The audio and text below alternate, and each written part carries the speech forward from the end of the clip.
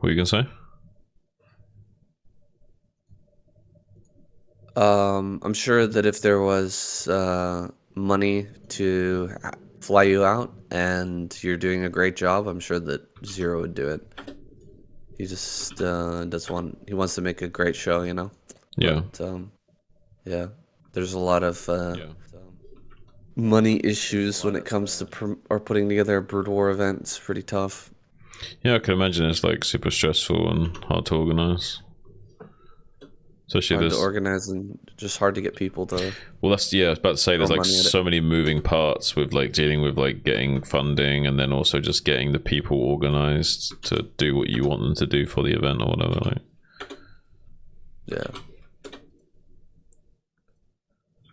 how was it when? What was the environment like when you were there? Like, how stressful was the It was situation? it was very hectic, and we had one day where the like when you're at a LAN at a cafe, you know what I mean, like a internet cafe, Mm-hmm. the computers reset whenever you start over. Do you know what I mean? Like, or if there's like a crash or something, then the computer has to restart, and then everything you've downloaded is gone. So we had one of those things where like it took like an hour to set up, and then before the event, and then during the event there was a computer crash on Zero's computer, and then we had to restart the entire process. You know what I mean? Like setting everything up again. It took like an extra hour. Shit. We didn't even get to televise all of the matches because we got so far behind. It was Damn. crazy. Yeah, it was rough. That sounds rough as But fuck. yeah, it was it was like an maybe like 45 minutes of just like running around everybody trying to get it back up and running, trying to get the stream and the everything set up. And also there's all these like um audio issues that were happening. You Oh, told me it about was tough. that. Audio's always tough, man. Yeah, I It's imagine it's always a a pain. nightmare when you like get to a new venue and it's like you got to make sure this shit works and it doesn't, and it's like now we got to troubleshoot this shit and fuck around with it Yeah. for maybe potentially hours. While the stream is going and you're supposed to be entertaining people, like Yeah, holy. Yeah, but I learned a lot from it. I think next event I'll definitely be able to troubleshoot and set things up a lot quicker and I'd be a lot more more confident efficiently. like going to an event with you where it's like we're supporting each other both as a casters and also in terms of like the setup and what we're doing in general. You know. Yeah, I think it would be pretty sweet if we could. I think if we both showed up at BSL and we both got our mics, Oh, we'd be popping off. I think it'd be like a really good fucking cast. that would be a really good cast. Yeah, and we could. I don't know how we would set it up so that we wouldn't interfere with each other's microphone, but I'm sure we could get something going. Could we not like look it up beforehand, like look up some advice from other people's setups to try and figure out what we could do when we get there, kind of thing? So we have some like pre-planned setup. You know what I mean? We could do that, and we could also use push to talk. Yeah, that's another option. I use push to talk when I do my cast review anyway, because like obviously I Hmm. want to like make sure I can make noise while you're talking without risking anything bleeding. Yeah, I would need to get used to that, but I'm sure we could figure it out. You could warm up with it. You could like practice doing it like like online push to talk casts to like warm up doing that kind of like pushing to talk mechanism to get your brain used to it, kind of thing. Yeah, yeah, I could do it for like a week before going. Yeah, just like yeah, reset your brain to get used to that just before the event, and that'd probably be fine. That was good. All right, I'm excited to do this week, man. You ready to go? Yeah, let me just switch to push to talk. Speaking of the devil,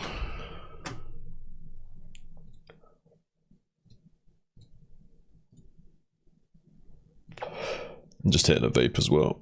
Give me like 30 seconds a minute. Who's in this week? Have you looked at the lineup? Yeah, I have. I have. It's gonna be exciting for you. Are you ready? Is Hero playing? You're gonna love it. Duh, not that one. Where did I put this? Do we have Zealot? Is it like Zealot, Hero, and Best all playing? You're gonna love this. No, there's no way they put all three of those players out at the same time. Where did I thought I had... The suspense is killer, me saying.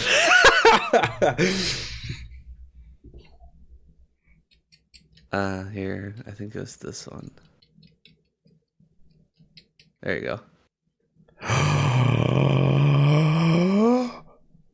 I was just thinking, like, there's no way they'd put multiple of these players out at the same time, and they actually have put Effort and Zealot out at the same time. Like, I was thinking Zealot, Effort, and Hero were like the three I was thinking about, like, I'd really want to see. And I was thinking there's no way they'd put more than one of them out at a time. And they have. They put two of them out. Holy shit. Okay. I'm pretty fucking excited. And the Protoss lineup is super fucking crazy good, and we get to see Mind.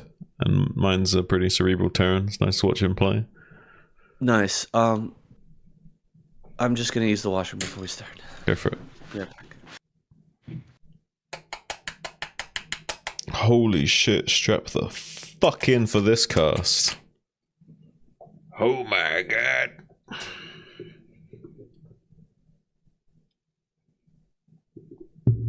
It's time to go, go, go.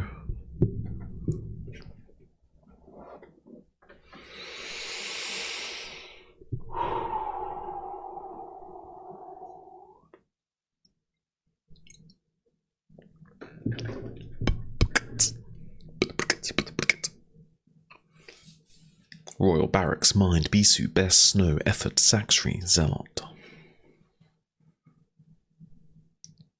Royal Barracks, Mind, Bisu, Best, Snow, Effort, Saxry, Zealot. Zealot, Effort, Saxry, Best, Snow, Bisu, Mind, Royal Barracks.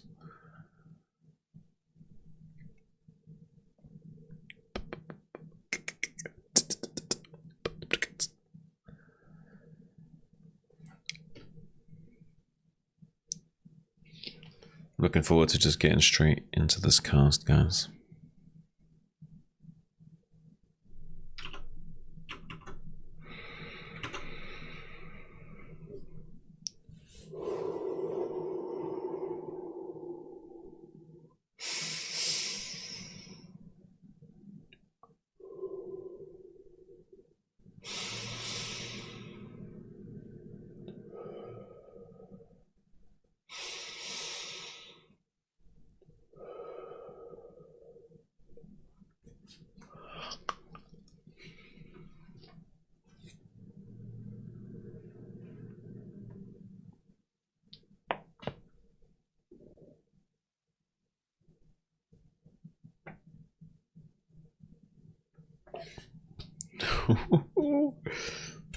We're gonna see some effort.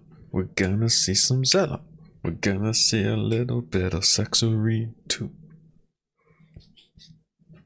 The Protoss lineup is fucking scary.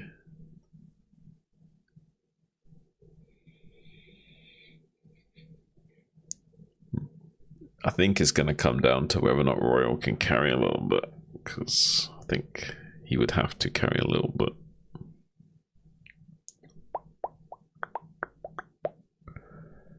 Zealot's a fucking monster. Taking down Terrans. Effort's a monster at taking down Protosses. Saxry's just really well rounded. He's not quite at the same caliber as some of these guys, but he's can still take a game of every one of these players.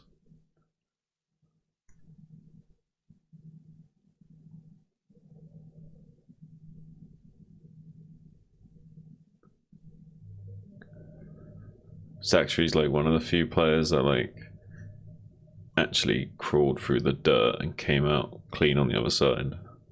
Like a lot of players, when they get to that high level, like they get figured out by the pros and they just struggle to do anything. They like have like a 30-40% win record against pros at best and just get smashed for years. Saxry came through that. All right. Yeah. Let's go. Yeah, man. Yo, yeah, man. All right. We ready? Yeah, you ready? Let's do it. Let's do it. Let's get it.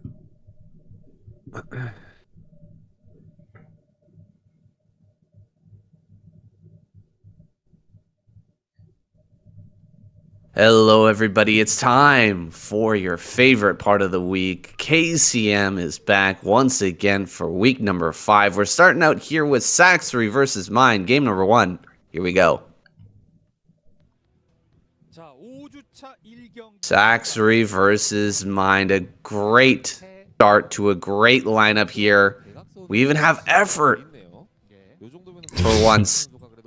This is going to be a great week, Shun. Yeah, I'm literally like giddy with excitement right now. I was just saying before the cast, like the 3 players I really wanted to see was Hero, Effort, and Zealot, and then I was thinking out loud that there's no way they would put more than 2 of those guys in, which is a shame. But they put Effort and Zealot out. I'm kind of stoked. And Saxory is a really solid Zerg player. He's come through the mud. You know, he's gone through the, like Shawshank Redemption. Like he's gone through a river of shit and come out clean the other side, saying. You know what I mean? Like, it's a hard feat to get to the pro level as an amateur, as an up-and-coming player. The pros will all figure you out, and they'll just start smashing you for years, and it's up to you to, like, weather that and come through that the other side. And a lot of people can't do it, and they just get smashed and dominated, and you never hear from them again. Saxory's one of the very few players that made it through that and has come to join the ranks of the higher echelon players. I see what you're saying now. Yeah, Saxory has been through the muck. He has had moments of power. We've seen him in situations where he seemed like he was going to overtake a lot of those old school pros, but it hasn't quite happened yet. He's really evolved his play a lot, but he's not quite at that level like a Hero or an Effort here.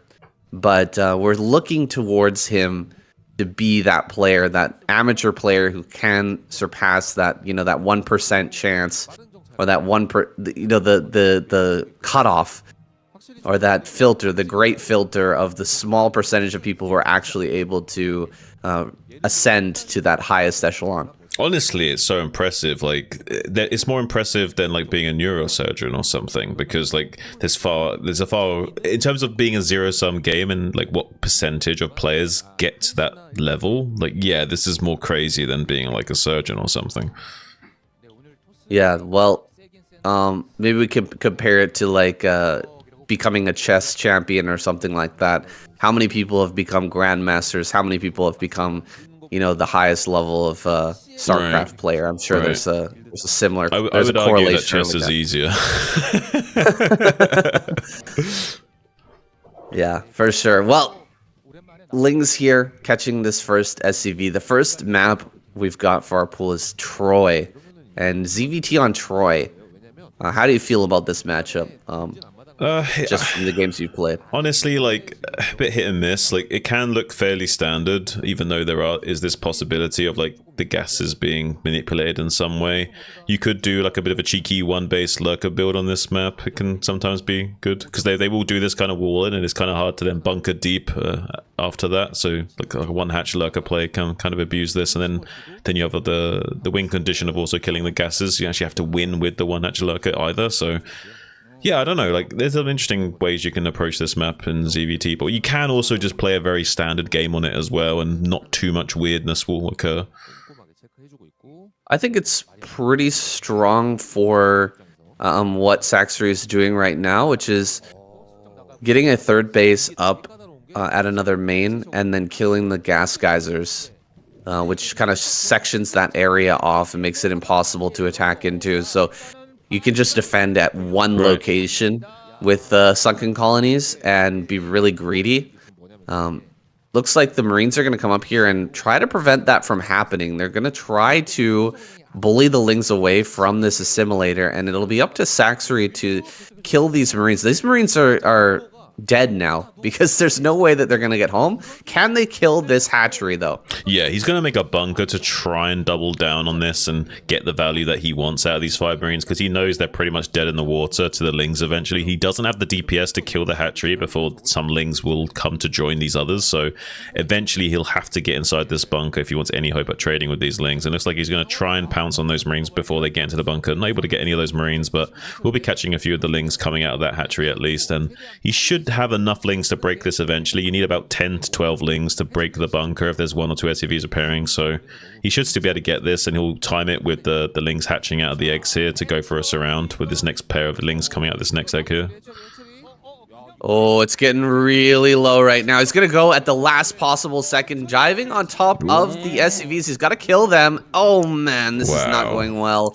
And it looks like the hatchery is probably going to go down. More Marines are coming up to assist this. Dude, he never went for Ling speed. He was getting so greedy here. He skipped the Ling speed, and now he's paying the price. Yeah, he's trying to like be a little bit like metagamey and like go for the gas kill with to avoid having to like invest in the early game defense. But Mine's a very cerebral player. Like, he's not going to let you get away with that kind of like metagame. He's going to like have his own like adjustment involved to like, you know, hit you at a critical timing, or you just don't have enough to deal with it and deny you that like bit of greed, and now he's going to punish you as well.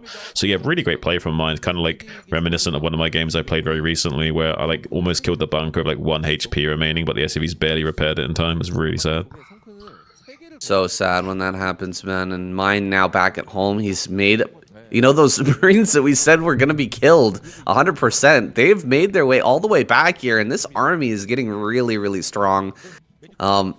2 medics and what is this, 12 Marines moving out on the map. That's a busting force here, but counterattack, 2 firebats in the wall. Dude, Mind is just so smart. Absolutely handling everything, living up to his namesake. Coming across the map now, 3 Sunkens on the high ground. It seems like you shouldn't be able to break this, but I tell you, it can be broken. He's going to go for it here. Well, especially with the 2 Sunkens morphing just a little bit too slow. There are some Lings coming in for the pincer from behind. We'll get a good surface area on those Marines, force them into retreat, and get some exit kills as well. So most of these Marines actually going to go down to that, which actually is a pretty good trade for Saxry. The only thing that's really negative right now is the fact we don't have access to his 3rd gas for Saxry. He has got some gas banked up to go for some powerful amount of muters to begin with, but he's not going to have the kind of critical timings that he would like to. He's going to maybe be a little bit greedy here, squeeze out some drones to try and go into a bit of a more macro Zerg with a delayed 3rd base here, but I'm not too sure how this will line up. I think he's going to have to rely on some very strong lootless micro to even out the odds here. Yeah, that bus there, ill-fated with the Lings coming in from behind. That brings Saxry back into a playable position, but it's not a good position at all. We have to get another base up and operational. It's going to be the bottom left-hand corner that's being taken. He's going to start to kill these assimilators. Mine can't get out here in time to stop this one, at least. So these assimilators will go down. Starport's already on the way. Queen's Nest. We're going to have Hive here shortly. You got to get that Hive up quickly here, because if you're going to go for a play like this, it's really common for the Terran player to respond with a tank push. From the low ground, you can actually hit the gas over there at the natural. Honestly, like, he probably can just tank push anyway because of how late this Hive will be. So he has got the factory finished right now, and he would scan and see there is no Queen's Nest on the way. So he has the timing to tank push if he so chooses. But maybe he's thinking cross map and doesn't necessarily need to tank push. Maybe he's actually even considering that as being one of his potential losses. And the Queen's Nest wasn't like too late, I guess. So he doesn't need to go tank push here. I'm actually kind of happy that he's not, because playing tank push cross map with a bit of an uncertainty in the game state, maybe a little bit unwise.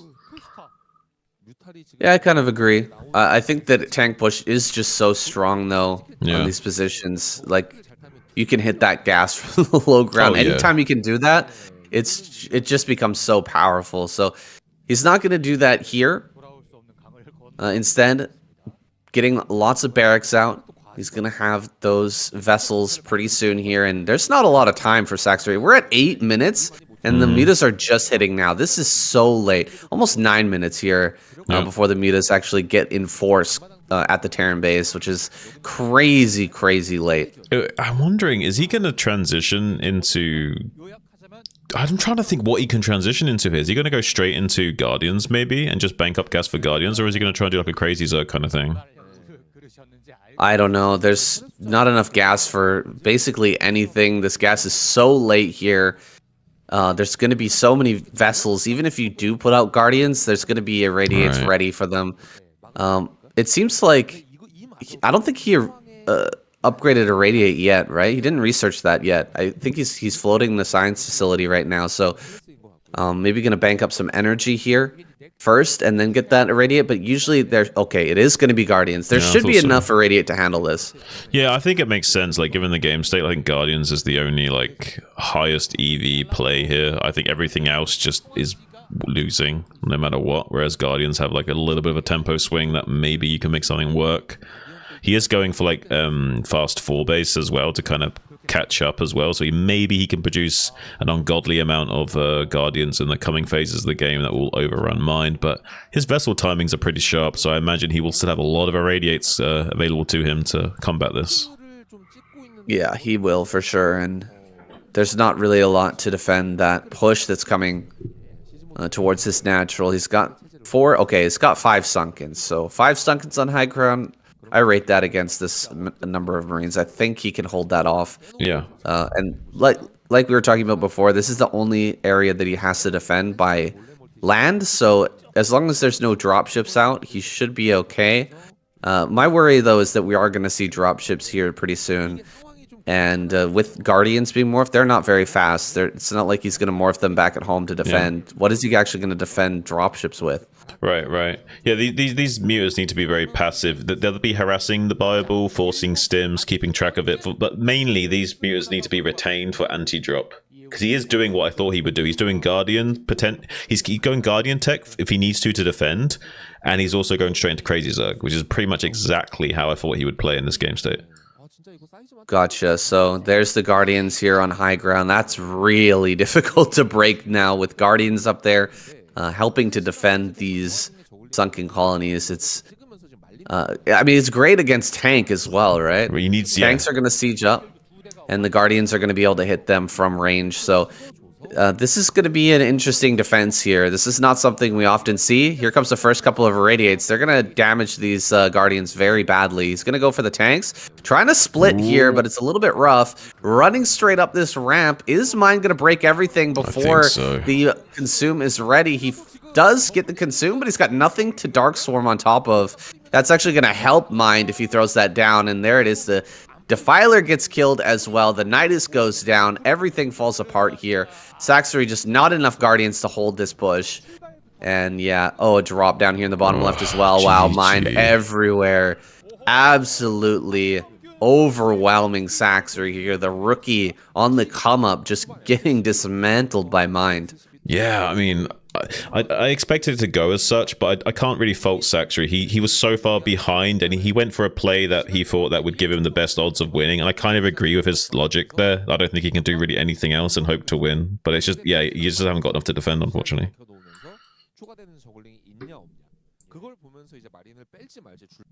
Okay.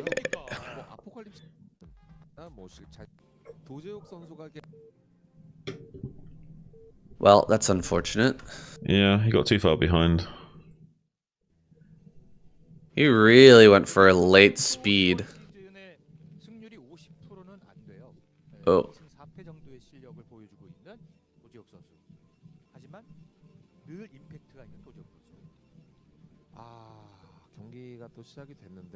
One sec, I need to reopen this. Do your thing, man. Cross out this name.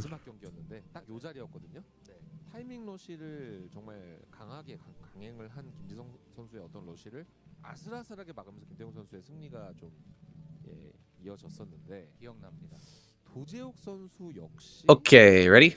Ready.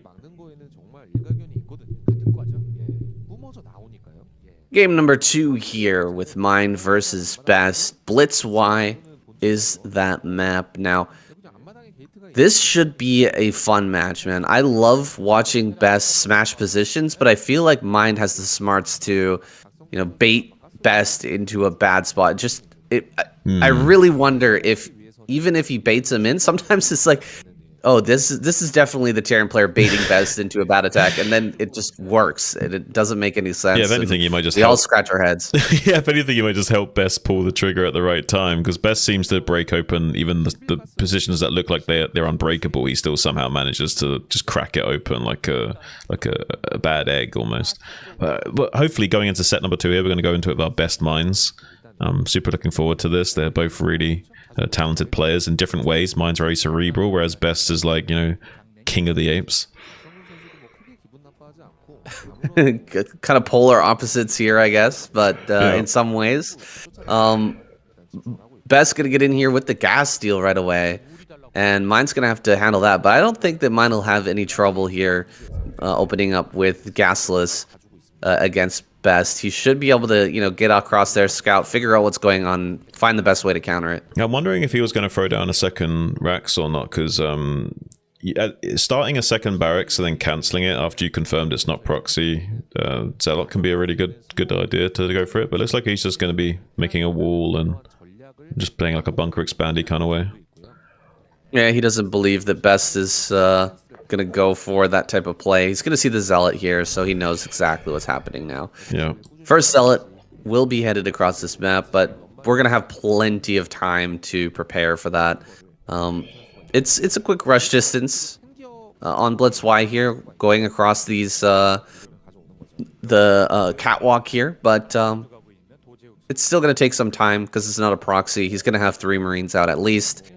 I could bring the SCVs to the ramp and just bully this back, and he should be able to get the bunker up here on low ground, no problem. Yeah, and inversely, Best is throwing down his Nexus at 19 just before gas, so going to be trying to optimize his own Nexus timing here after taking the gas, and he knows the CC is going to go down any second now, and he wants to make sure his Nexus is ahead of that. Doesn't want to let him build a command center while his hasn't even started yet. Yeah, that's right, and Best will get that command center, or get that Nexus up, but he's only on 1 gateway here, and Mind is about to scout that. No, he's not allowed to get in. So not going to see that it's just 1 gateway here. So he could be expecting, double Dragoon production to suddenly come out. Right. Zealot is going to be pushed back here. He could have actually jumped on top of those Marines as the vision changed going from low ground to high ground, but he instead decides to just keep the health on that Zealot. Maybe the right choice here.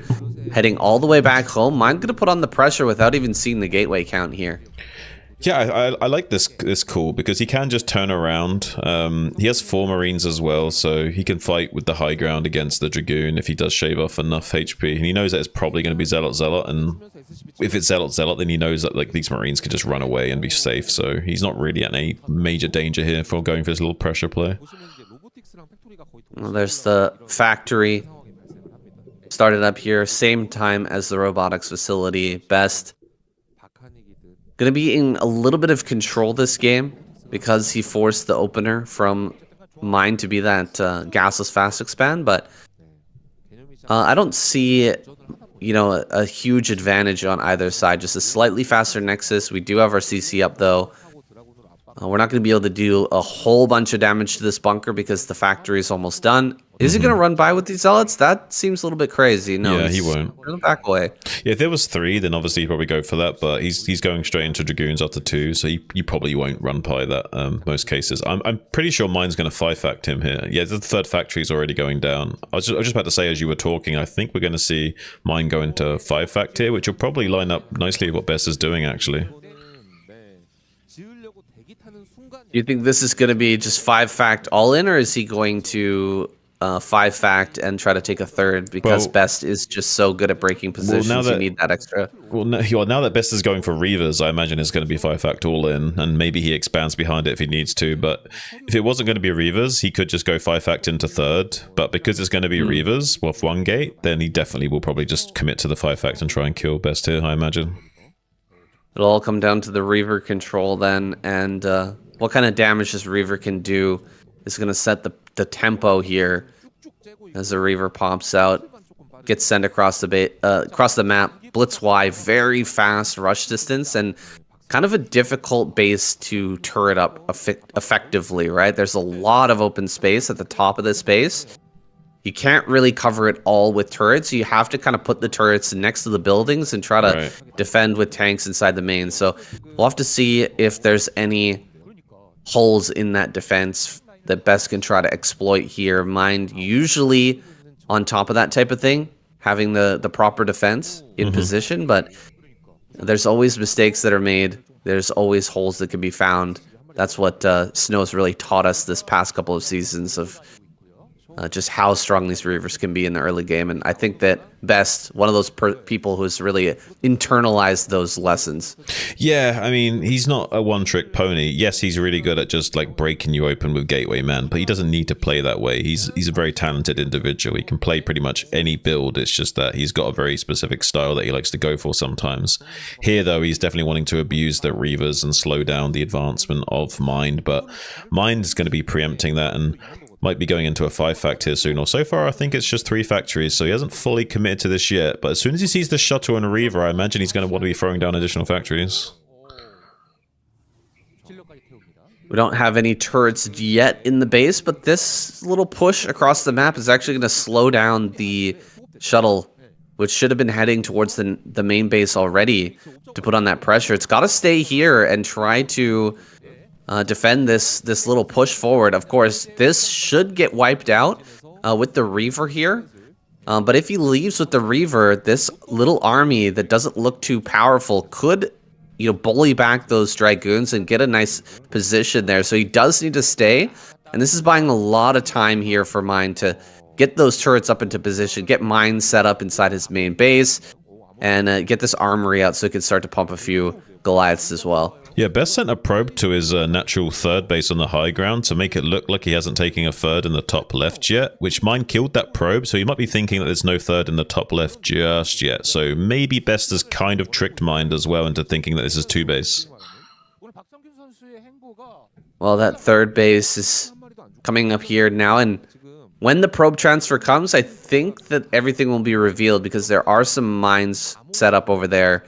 And there comes the probe transfer. We don't have any vultures nearby, I don't think, to actually try and snipe any of those, but I believe he sees now the probe transfer. He should know about this base. Are we going to set up that 5 factory here? How many do we have? We've got 4. Is that a 5th one being thrown down? I think so. Well, 4 gives you the option to be aggressive no matter what in this matchup, generally speaking. But yeah, the 5 factory is like the really committed, like, I want to do something with this kind of way of playing. And we haven't yet seen that, I don't think. Or is that... What? Yeah, I don't think he's built a 5th factory just yet, but... Maybe he doesn't feel confident with the timings, because I guess he didn't see the Reaver for some time. It wasn't like Best rushed the Reaver and sent it straight out and used it, so... Maybe he didn't identify that quick enough to want to pull the trigger on that, and instead going for a little bit more middle ground build here. No damage on either side. No one's taken a big loss in a fight just yet either. So it seems that Mind gonna tentatively push forward here and take this third base on high ground at the front. The Reaver hasn't been used aggressively at all yet this game, so Best playing very conservatively with that. Factory? And 5 factory going to push forward here. He's not going to take this base, actually. He's going to push right towards the middle. I think he might have just scanned top left and thinking about pushing up towards that location. Yeah, I thought that he was building like a starport or something in the bottom of his base. I didn't think that was a 5th factory. So, okay, we got 5 factory after all, like we originally thought. There's quite a few tanks. I think if Best is going to let him take this high ground for free, it's actually a little bit troublesome for Best now. Oh, he's going to get some probes as well, Sam. Mind is really outmaneuvered Best here. He's got the high ground now in a great position. He went out on the left-hand side instead of going across the catwalk there. Into Best Reaver, he went out into the middle of the map, making Best think he was going to head over towards the top left. And then Best moved to counter that. Now he's got this position over the catwalk anyway. Zealots are going to run forward here. Zealots coming from behind as well. There's a few mines back here, but this army is huge. Best coming forward with Zealots. Oh, the Dragoon's getting absolutely squashed, though. Great targeting from Mind in this fight, but can he hold the ground here at the top of the catwalk? These Reavers are getting some big shots. He's targeting down the Reavers, but we're running out of gateway units now. Gateway units are very, very low. One more Mine gonna be dragged in, but it doesn't explode. Oh my god, he runs in. Oh, he tried to get that mine to explode on that tank, but Mine just shutting down those Zealots and Dragoons at the very last second. He holds that position. Dude, Best is in so much hurt right now. He's got one Reaver, a few Zealots, and a Dream right now. Can he break this? I don't think so. Mine just going to keep rallying all 5 factories this position and slowly close the noose here on Best. Yeah, it's just such a powerful setup for the Terran to get here. They could start like creeping forward with some mines, tanks on the ridge, and there's just not really anything you can do. The Terran will eventually squeeze you out of your rally point and cut off your ability to get units out onto the map. Looks like Best going to try and like Zealot bomb onto some of these tanks, hoping to get some good mine drags here, but Mine's been doing a good job of killing his own mines, making sure there's not any easy drag options available to Best after that initial skirmish, and now is looking very strong. Supplies looking pretty good for Terran, like 97 to 110. Like this is looking pretty Terran favored. His starport's just now finishing up, his +1's finishing, so he'll get his science facility on the way, eventually start going to that 2-1 timing, and he's got quite a few factories on the way, so I think that's 6 factories at least, sorry, 7 factories pumping out right now, so that's just about enough to keep out muscling Best for the time being, but I think eventually Best is going to try and come around and put on some pressure to the rally points of Mind and force him to shuffle down and be a bit more fluid with his setup. Well, he's going to send this very small force of gateway units around the side to try and threaten a counterattack here, and he's actually forced all the vultures to come back, plus a bunch of tanks, so this might be the moment here for Best to break that containment over his natural. Some DT's going to come out here, try to maybe break this position with a bit of those invisible men, but you know, we do have 2 turrets up here on the high ground. It's not like you can easily run up there and just start hitting tanks. And yeah, he gets a pretty decent mine drag there. But oh, the Templar coming out here, going to get sniped too. Go down immediately. Dude, Mind is so good right now. He's just crushing face in both of these matchups versus Protoss and Zerg today. Yeah, and this setup at the third's pretty strong as well. If Best tries to hit that, he's not going to be too successful. There's not enough Zealots in there to deal with that. Even with a good Zealot bomb, I don't think he can break this right now, so I'm a little bit concerned for him. He has got a few Zealots with this army. I mean, with perfect mine drags, maybe it's bustable, but every time people say, like, oh, there's no way the Protoss player can bust here, and then somehow Best does it, so I don't want to like say for sure that Best isn't going to break one of these positions, but right now it's looking really good for Mind, and it looks like really tight. Yeah, Mind has that set up. That's a lot of tanks being on defense right now, though. Maybe if Best could bring his entire army together, he can break this high ground. And he's brought his army back now. He threatened the counterattack, and he's brought his army forward now to actually smash this small tank position. At the same time, a drop coming into the main. Looks like Best has realized that that's coming, though. He's pulled most of his probes. Let's see if he can get the rest of them out of here before he loses them all. Looks like not going to happen. Mind getting a whole bunch of kills here. He's going to even pick up his vultures, you know, set them out inside the main base. Try to get some mines over here by the gateways possibly. Best just sending a few Dragoons back here to deal with this, but a lot of chaos going on the map. I can't believe he sent that probe transfer across the map during all of this. Mine didn't catch it, though. We're going to be able to saturate center left somehow during all of this. Yeah, I like how Mine's being active with trying to lay down mines in the behind enemy lines because he's been seeing a lot of Reavers coming out of Best, so he knows there's not a lot of observers out on the map. So laying down mines at this stage of the game is like really powerful because the Protoss player isn't actively mine sweeping at the moment. So a few mines in behind his Dragoons could potentially like spell disaster for Best and like kill a big chunk of his army up before it's even had the chance to get to the front line. Best somehow staying in this game after taking a lot of damage from that drop and, you know, being contained for quite some time. He's managed to break the containment now, and he got the base in the center left up and mining, which really shouldn't have happened. That's such a long rush, or such a long probe transfer distance over there to the center left, and oh god, the Reavers are gonna die here though. This is this is not good for Best. He's gonna throw down a few last Scarabs, but This Reaver should definitely fall. A good aggressive push here from Mind to shut that down. Wow, the Reaver survives here with 6 kills and 1 Scarab left. Another drop over here. Big hit there with the tank.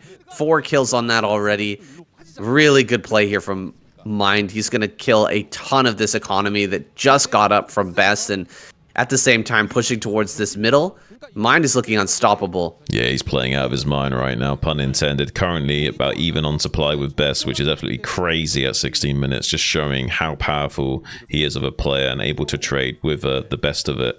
And look at this setup right now. Like, Best can't do anything to save 9 o'clock. The best he can hope for is, like, come down for a counterattack at the third base, but I think there's enough here to, like, whittle down these Zealots where this counterattack won't actually accomplish a lot. Yeah, wow, just going for a massive counterattack. Zealot-only counterattack. Throwing down Templar on high ground here to try and storm the returning tanks. I kind of like it, but the Zealots just got massacred here. And now it's just Dragoons pouring through this tight choke. With tanks spread, it's not going to work well for Best. He has to back up. He lost the base in the center left, but we're talking about his kind of lifeline here of, you know, sending all those probes to center left and making that probe transfer happen. Now actually looks like a bad play because we just lost every single probe at that base. Best actually 30 supply down under Mind. Mind just taking complete control here as he spreads out. He's got the high ground in the center left. That high ground is so important on this map. As long as he holds that high ground here, I don't think there's any way that Best can win. He's just going to take half the map now. The bottom 2 bases in the bottom left there, Mind going to have complete domination over that. And he doesn't even need to push forward here. He doesn't need to do anything except for sit and wait, but it looks like he's done waiting. He's actually going to shove forward, see if he can break this 4th base and end this game a little bit earlier. He's got 2-1 upgrades right now, 40 supply advantage, a lot of production behind this 4th base also online, a lot of resources available for Mind to just trade the pieces off the board and simplify the game-winning state, trying to isolate Best from getting any kind of good engagement here. Going to very tentatively creep up to this high ground position and try and squeeze Best out of the game. Look at the pre-splitting of the tanks as well, just to make sure that the storm trades will pretty much go cost effectively his way no matter what. Really nice splitting on the tanks at the front, but the tanks in the back are incredibly stacked up. He's got to spread those out as well. Great EMP here, hitting the entire army. Great value. Not getting rid of any storms there because the Templar were in the shuttle, but taking away all the shields on a ton of these units, and Best is just not ready. Look at the army that Best has fielded on the left-hand side. He wants to hit this from 2 different sides, but the army is so small on the left, and he's sending in this army on the right before the army on the left is even ready. This is not looking good, man. Things are just exploding here for Best, and Mind is expanding even further. Look at it's so small. There's almost nothing here on the left-hand side. How can he attack with this army here? There's really nothing he can do. He's going to run into mines as well. Dude, Best is getting smashed right now. He's going to bring out a few last Zealots. A couple of storms here are going to make their way to the front as well, but the split is so good. So well done by Mind. GG is called. Wow, domination here by Mind thus far. The Protoss lineup was looking fantastic when we started this video, but dude, Mind is looking godlike here in this series. Unironically, that's like a masterclass in how to close out a game as Terran. Like, really stellar stuff there from Mind. Like, so patient and so composed from start to finish. Like, really stellar stuff all around. Like, if you want to learn how to play Terran, like, start studying guys like this, because it's really going to help you out. Well, I'm kind of excited that Terran's already got a win under their belt, because that's going to make Best of Snow seem a little bit less potent in this game number 3 coming up.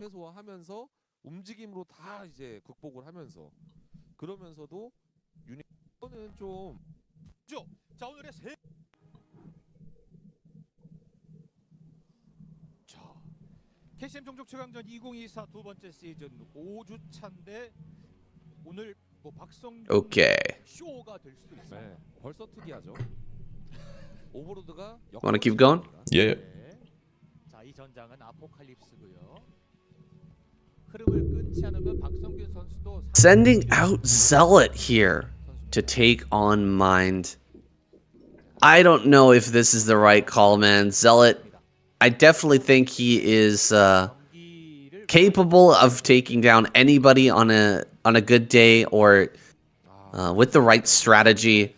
But Mind here is just looking unbeatable. I guess they wanted to have effort in the back. I want to save him for last. But on Apocalypse, what do you think Zealot's going to pull out here? What's that build? What's the special sauce that Zealot's going to pull out to take down Mind? Oh, there's so many things that he can do, but it's going to be dependent on what he scouts as well. He might have something already pre-planned, but it depends on how if Mind, like, say, walls in and the natural choke or doesn't and what have you. So there's a few things to consider, but I'd quickly respectfully disagree. Zealot is the right choice here. We need to save effort for a Protoss. Like, he's a ZVP specialist and Zealot's a ZVT specialist. This is exactly the way around you want to put these two players out. It does make total sense. But yeah, I don't know the exact kind of special source we might see here. It could be 2-hatched lurker. It could be like a 12 lurker bust into 3-hatched muta all in, which was he'll contain him with like 5 lurkers and then go up to 12 lurkers, run in with 12 lurkers and lings to try and break the bunkers and try and kill Mind that way. It can be good against a wall as well. It's harder to build those like 5 bunkers necessary to hold an attack like that.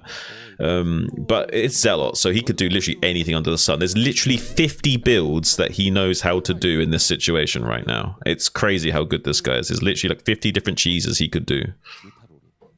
Well, he's going to start with a very early gas here. It's definitely one of those 50 cheese builds that you were mentioning. The hatchery, he's going to see how late this is, and Mind knows what kind of game he's in for now. It's going to be something wild with a very, very quick either Zergling speed or lair. He gets in here, he sees that the lair hasn't been built yet. He's going to want to keep that SCV alive and in the main for as long as possible. Figure out what is coming here from Zealot. It's a difficult task to really figure out what this guy is doing, but 2-hatch mute all in, you're going to call it right now? Yeah. All right, we've got the lair coming. It's looking like a very fast mutalist build. So 2-hatch muta does make sense here. 4 lings only being produced right now. We'll have to see Mind putting down extremely fast turrets. Like, you need the turrets started before 5 minutes, I think, here. Yeah, the lair is starting approximately about 22 seconds quicker, which means the mutas are getting there 22 seconds quicker. So if your turrets are on time as normal, then they're 20 seconds too slow now. So yeah, you're in big trouble if you don't get your timings adjusted. Yeah, he's going to have to have those turrets up and ready at about the 5-minute 30 mark if he wants to be safe here. And he's going to have very few Marines. It's a tempo play here from Zealot. And it doesn't have to end with just the muta all-in, right? He can kind of manipulate this into a Guardian play as well, if Hydra Guardian. I'm correct about that? Yes, he can. Hydra Guardian? Yeah, he can do that. But with the very fast... If he was going to do Hydra Guardian, he probably would have done Ling Speed into Lair and did a bit of pressure build. But because he saw the wall-in from Mind, he probably thought there's no point even going for Ling Speed here. So I'm just going to do the all-in muta variant. Right, so if Mind gets those turrets up in time and really over-defends with turrets, maybe he can still switch it into a Guardian play. But yeah, gonna start to pump out those mutas, and he will not stop if Mind doesn't defend properly. If he doesn't defend perfectly here, he will break open a position and just abuse it until the end of time. Now, SCV going to make its way back into the main base. It's going to see everything. You'll see the timing of the Spire, and there's really nothing that Zealot can do about it right now. Zealot just keeping his lings out in the front, making sure that no naked Marines are making their way out to pressure him here. Did he? Yeah, he went for a 2 racks Academy rush here. So he wants to put on a little pressure, maybe try to force Zealot to make a sunken. He does force the sunken out. That's really all he needs to do here. It'll probably be prudent for Mind to turn around and go back home at this point because he doesn't want to lose any of these Marines. Forcing the sunken is enough. It's going to slow down those mutalisks, and just anything you can do to slow down the mutalisks at all is going to be big here. Zealot's mineral boosting is just absolutely insane. His optimization is crazy. Like, there's no other Zerg player probably watching this right now that would be able to have the amount of stuff that he's got right now. Like, the fact that he could even afford this sunken colony and still get these mutas on time is absolutely bananas. I can't even begin to explain. Well, he's able to pump out 5 mutas. He was looking for the full 6, but you'll have to wait a moment here. The turrets are perfectly timed. This is absolute perfection from Mind as well. He's going to have the bunker here at the front. He will probably lose this turret, but he doesn't even lose the SCV. Can just start another turret here just to the side. We've got the Marines all the way back home now with the stim. Range will be on the way as well. Triple barracks. Just perfect. He just needs a few more turrets, and he needs to keep building turrets. He's already got 3, though, in the main, which is absolutely all you need right now. Just adding on more and more turrets as time goes on, but Zealot is looking for that position to break. It looks like he wants to go for the main base. It's a little bit surprising since there are 3 turrets here. The repair comes down, but it's not enough. He picks off 1 turret. Doesn't lose a muta just yet, although one of them is badly damaged. Well, with 8 mutas, it's 3-shot volley with no repair, but with a repair, it's 4 shot. That's why he saw that he needed another shot to finish that off.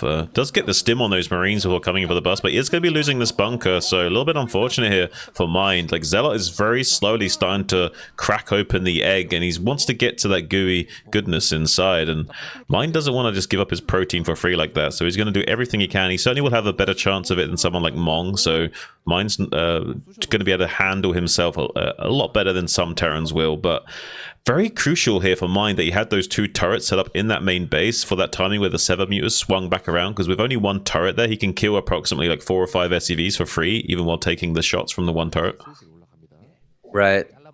Just adding on the perfect number of turrets thus far. Mind holding off, but is he going to actually move out right now? I feel like with this type of play coming from Zealot, do you really want to be out on the map? If you lose this Marine force, things are going to get really hard for you back in the main base, and Zealot is doing nothing but making mutas right now. He's going to come through, try to pick off a few more of these Marines before he dives in fully, but he is no doubt going to dive on this and just kill everything. Another stim forced out, more mutas being rallied forward.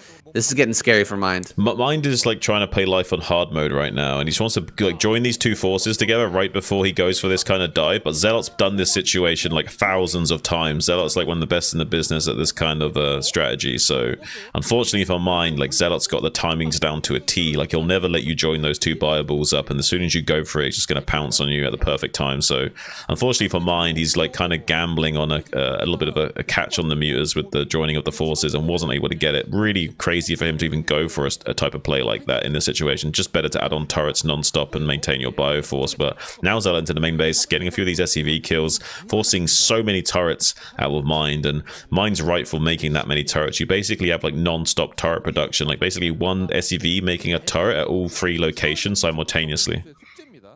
Yeah, he's doing that, but can Zealot break through any of these spots? He's not making that transition we were talking about earlier with the Guardian play. There's no hive, there's no even Queen's Nest, so he really does need to break a position. Even though Mind's lost all of his bio, he's still got 4 racks here and constant turret production. God, it's so hard to run by all these turrets right now, but he does stop the one starport here, and the armory is on the way. But the win condition that Zealot's setting up is the Ling stab in the natural, while the mutas control the zone, preventing the Marines to go into the natural. So if the bunker's down in the natural, Lings can come in and kill the turrets for free, and that's the setup that Zealot's going for here. So he's trying to pick off all the bio units, and the Lings are going to come into the natural and clean up these turrets, and the Marines won't be able to get outside again. And the Lings are starting to pile up here. The armory being denied for a little bit of time here with the SCV going down. He will restart that in a moment, but yeah, like you said, he's been picking off Marines over and over again. The bunker is there, but it's in kind of a precarious position, and it doesn't have anything inside of it. He's going after the Marines. He's going to get all these Marines here, and the bunker is going to go down. Ooh.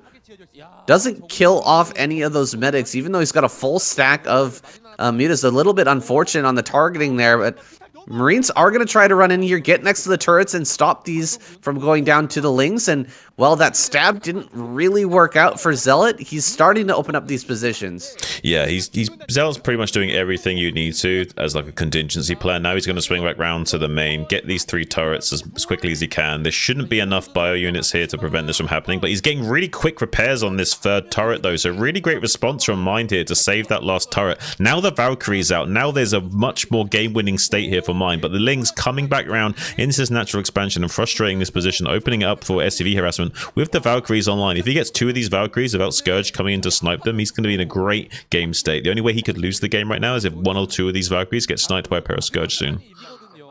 All the Lings have been cleaned up in the natural, and I think things are starting to fall apart here for Zealot. He has been putting on this pressure consistently throughout this game, but as the Valkyries get here, they are the real counter to this mass Mutalisk play, and as every single volley here just lowers that HP further and further, makes it harder and harder to dive, it makes it harder and harder to do anything with the force that Zealot's put together, and he just doesn't have anything behind this. He does get 1 snipe, hey!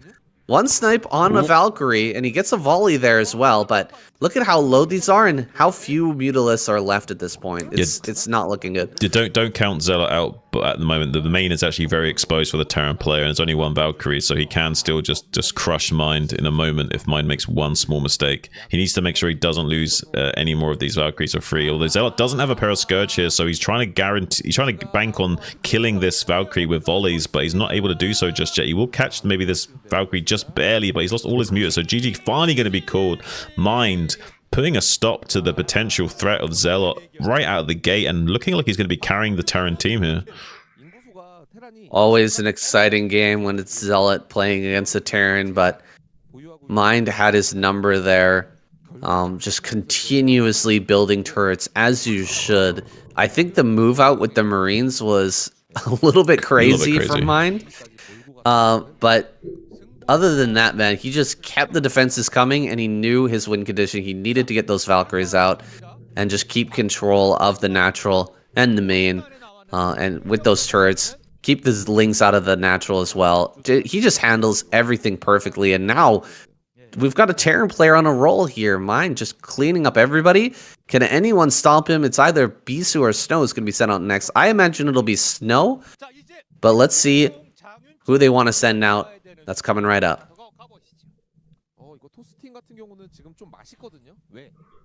Nice, man. Alright, give me like a minute, because I'm going to use the bio, but I think a little bio break and stuff. Okay, sounds good. Alright, be right back.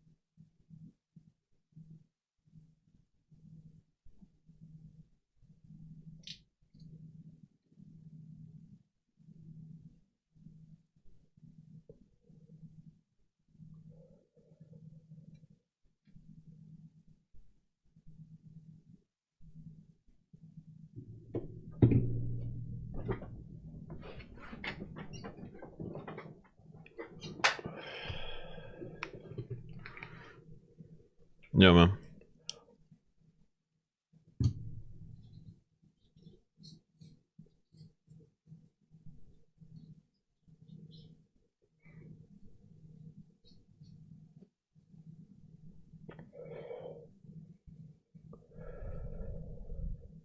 You there, Sam?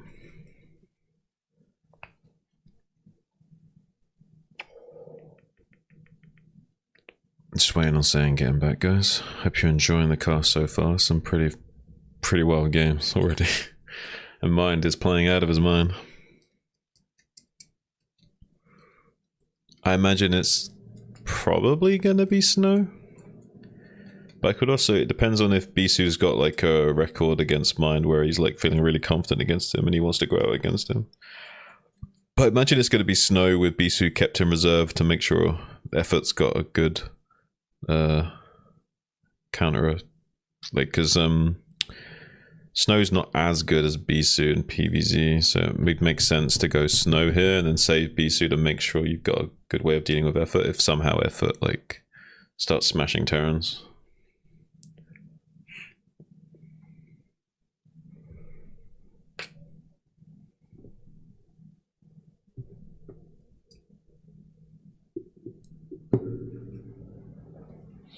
So I think it makes sense to send out Snow.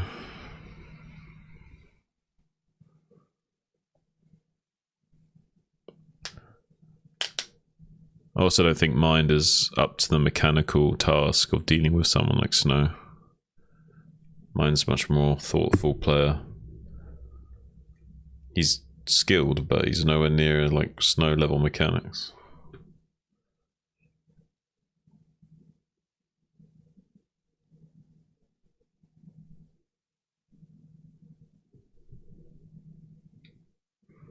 Sam? He's still not back. Guy's gone to go make some ceremonial tea. He's in the back there doing some Zen routines, you know. Very majestically pouring the tea while in his little kimono robe.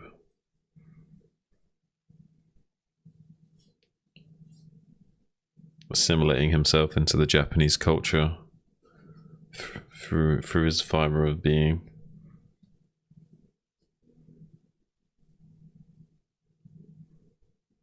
Man, I would love to go to Japan, like check out some of like the Buddhist temples there and stuff.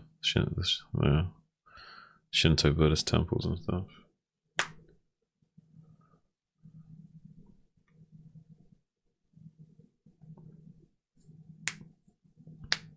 See if I can find some Zen gardens, you know.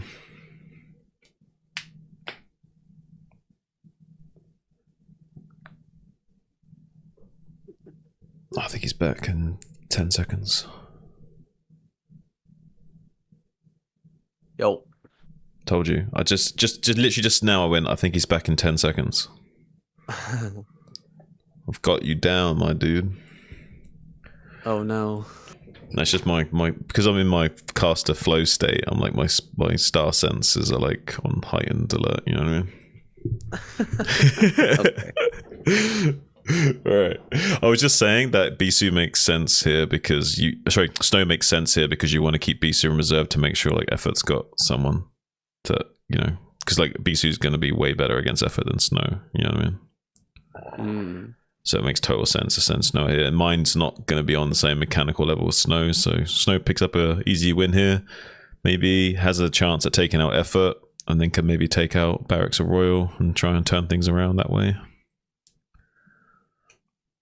Yeah, it's going to be Snow. You ready? Ready, steady.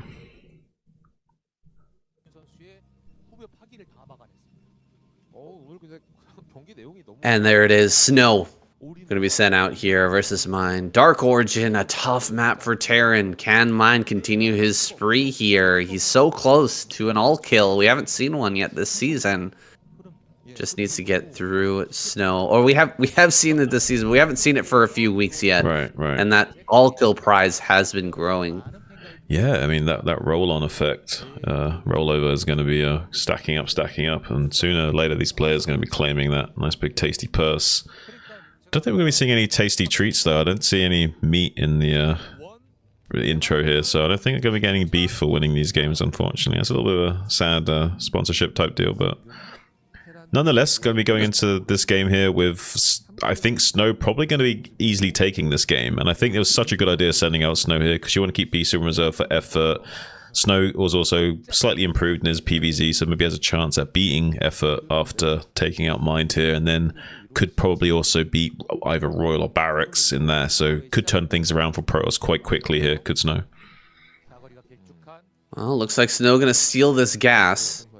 And we saw this earlier versus Best. Mind definitely comfortable, you know, going into a game without having that early gas, just getting his bunker down and dealing with whatever pressure comes out of the Protoss. But Protoss pressure from Snow, it hits a little bit different when it comes to you know, Snow and Best. Snow already getting way more damage on this early SCV, trying to build the bunker or build the barracks, excuse me, and he might actually get this. It's getting very low. 3 more hits, and he's going to be able to pick that off. Mind desperately trying to get this SCV to repair, but man, this was really, really close here. He's still going after it. Yep. Gonna try and finish it off here. Bringing out another SCV to try and keep that alive. Got to be careful with that first probe. He could end up losing it, but he pulls it away now. Going to start to repair those shields. The first zealot coming across the map now. That's a lot of lost mining time. I mean, on an average, you're mining about 60 minerals a minute with these SCVs, depending on what patch you're mining and what have you, and what saturation. But that's a lot of lost mining time for Mind. Having 2 extra SCVs committed to trying to stop that, one chasing the probe, one to repair, and that's a lot of lost mining time. And now he's not going to be optimized in taking this command center after doing this like bunker expand adjustment, dealing with the gas. He's got 3 dealing with that gas steal to try and put on some damage to help those Marines kill it off, so he can not be too far behind on his timings. But still, that's a really great opening from Snow, and that's going to really make it comfortable for him going in this game with not only an advantage in his economy, but also being able to abuse this map a little bit, being such a Pro's favored map. Well, Snow doing exactly the same thing as Best, right? Gets a second zealot, throws down the Nexus, gets his gas afterwards. So things are looking really, really similar to the previous game, just slightly slower times here for Mind, because he was slowed down just tiny bits, but not by much, right? We've already got the CC on the way. Right. Things are looking like almost exactly the same as that Blitz Y game. Yeah, I mean, I think that Mind could surprise us in this game. Like, I think even though like everything in my body is telling me that Snow's going to win this game, I think Mind could still surprise like both you and me, and also viewers at home here, because he's a very talented individual with probably, he's almost rivaling Flash in terms of how he understands the game and how he's able to think about the game state and how to strategize given any given game state. You know what I mean? Like, if he had the mechanics of Flash, he would be on par with Flash almost. I agree. He definitely has that understanding, but he doesn't seem to realize that this is possible. He hasn't sent anything back here to, you know, build a supply depot or something, and we're gonna have 2 zealots thrown over this wall. Oh, can he actually get it? Oh, really, really close there. Gonna try one more time. He's sending the first zealot in immediately. Second zealot is going to hop over. There it is. He gets both zealots inside. This is going to present a serious problem for Mind. He's trying to get his factories out right now, but he's got to deal with all these zealots running in, and we're going to have 2 zealots in the main and a 3rd zealot running into the natural at the same time. Yeah, one more time, gonna pay off like that song. One more time. And also gonna be delaying this factory with that zealot, punishing it, trying to get it off with these side blades from getting this factory built so we can start getting the vultures out. And there's just barely enough Marines to deal with this, but he hasn't got anything in the bunker, so more zealots can join this force from the front now. And with 3 zealots, he's gonna distract in the main while 2 start to hit the natural, and again slowing down that the economy here of Mind. Just any SCVs pulled or lost right now is just lost potential of economy, and that's going to slow down Mind's potential infrastructure that he needs to combat someone of Snow's like caliber in the mid game phase, when he's going to be doing all kinds of Reaver shenanigans and other optimization plays. Oh god, this is getting really messy right now. Nice pull with the SCVs. Oh, great surround! Wow.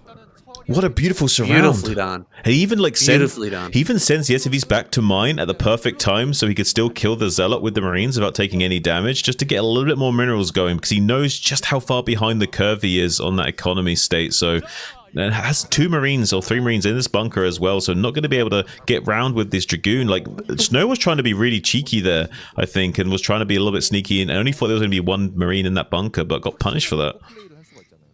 Yeah, this this Dragoon running by was pretty hilarious. He lost tons of shield hit points on that. Or tons of regular hit points on that, excuse me. And now the Marine count is really high. We're going to have a couple of tanks pushing out here. All the Zealots are dead, and the Dragoons are low.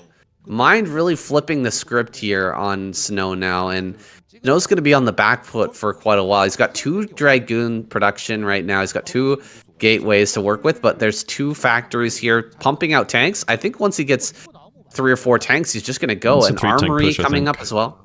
Yeah, I think it's a 3-tank push. It makes sense for him to go now. He has enough Marines to soak shots, so like each Marine is like taking 4 Dragoon phase disruptor shots. So that's a lot of tankiness with tanks behind that to give a lot of beefiness and a high DPS output. There's 30 damage on each of those arc-light cannons on those tanks. There's a really high DPS coming out of these siege tanks with the Marines soaking up damage on the front line. There's so much damage potential in this army. It's insane.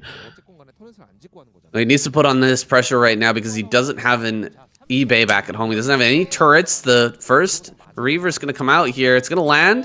Get a big shot on a bunch of these Marines. And dude. Okay. Oh, he tries to run by, but not going to get through. Great block there from Snow. Handling this basically perfect. Yeah, this is flawless execution from Snow. The only thing that went wrong there was like sucking up that mine hit on that Dragoon and softened up a little bit, but everything is going Snow's way right now. Has the tools at his disposal, tries to get a beautiful mine drag with the Zealot, going to be doing a huge detonation, and the Scarab finishing off that tank Marine combo as well. Wow, he's getting a combo meal for he's just so good at being cost efficient. It's crazy how much value he gets out of these individual Reavers. There's a 200 mineral 100 gas unit that feels like it should cost at least 300 in the hands of this guy. Yeah, absolutely. Definitely way more value than 200 100. He's gonna drop it here in the mineral line as well. Get a big shot off. Ooh, great pullback though. Gonna keep all of those SCVs alive. Can he kill this damn shuttle, dude? This thing is just dancing around inside the main. Fancy footwork from Snow. Always beautiful to watch, but he's going to continue to get damage here with this extremely low health Reaver. He's going to pick that up one last time. He even gets the tank. Are you kidding me right now? That shuttle is still alive. Going to pull this man apart like what was his name? Was it Barracks? I can't even remember. Dude, how many kills is this going to get? I think he can drop one more time, or he could just fly out. Either one. One more time. One more shot. Oh. Hold up. Reaver finally does go down.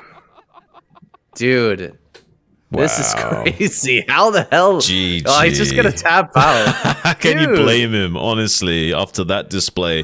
200 minerals, 100 gas, by the way, guys.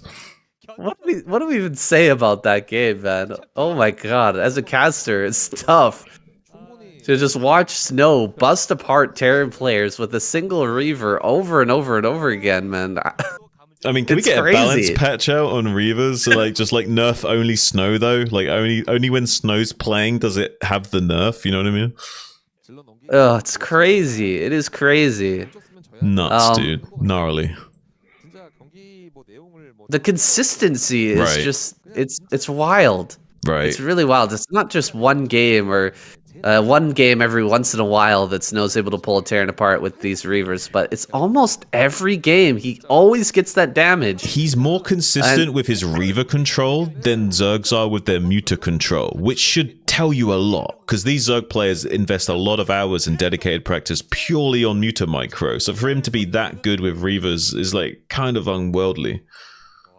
Yeah, that's a great comparison, actually. The Zerg players just dedicating hundreds of hours to getting that perfect control, to get huge value out of those units, and I think Snow's done a similar thing. Do we have a Protoss player with dedication? Dude, that's a scary thing. That's a scary thought. These Protoss players are going to start realizing that if you actually focus on being good at the game, that you can be even better than you are now. Like, that's a crazy thought, right? They're gonna stop driving their Bugattis and start winning tournaments, man. It's coming soon. Man, I'm scared now. Like, I'm gonna actually have to put in some effort into my ZVP again. Well, once again, no one picked up on that. Oh wait, pun. we do have the opportunity to all kill. No, could all kill Terran here again because effort's Let's see coming if he up. manages to make it happen. I'm gonna jump into that next game. Did you catch my pun or not? I was thinking about the finisher. Sorry, what did you say? About I did a really meta pun. I said about putting effort into my ZVP. Efforts coming up. Yeah. That's a really subtle pun. Really subtle though, right? That's about as subtle as it gets, boys.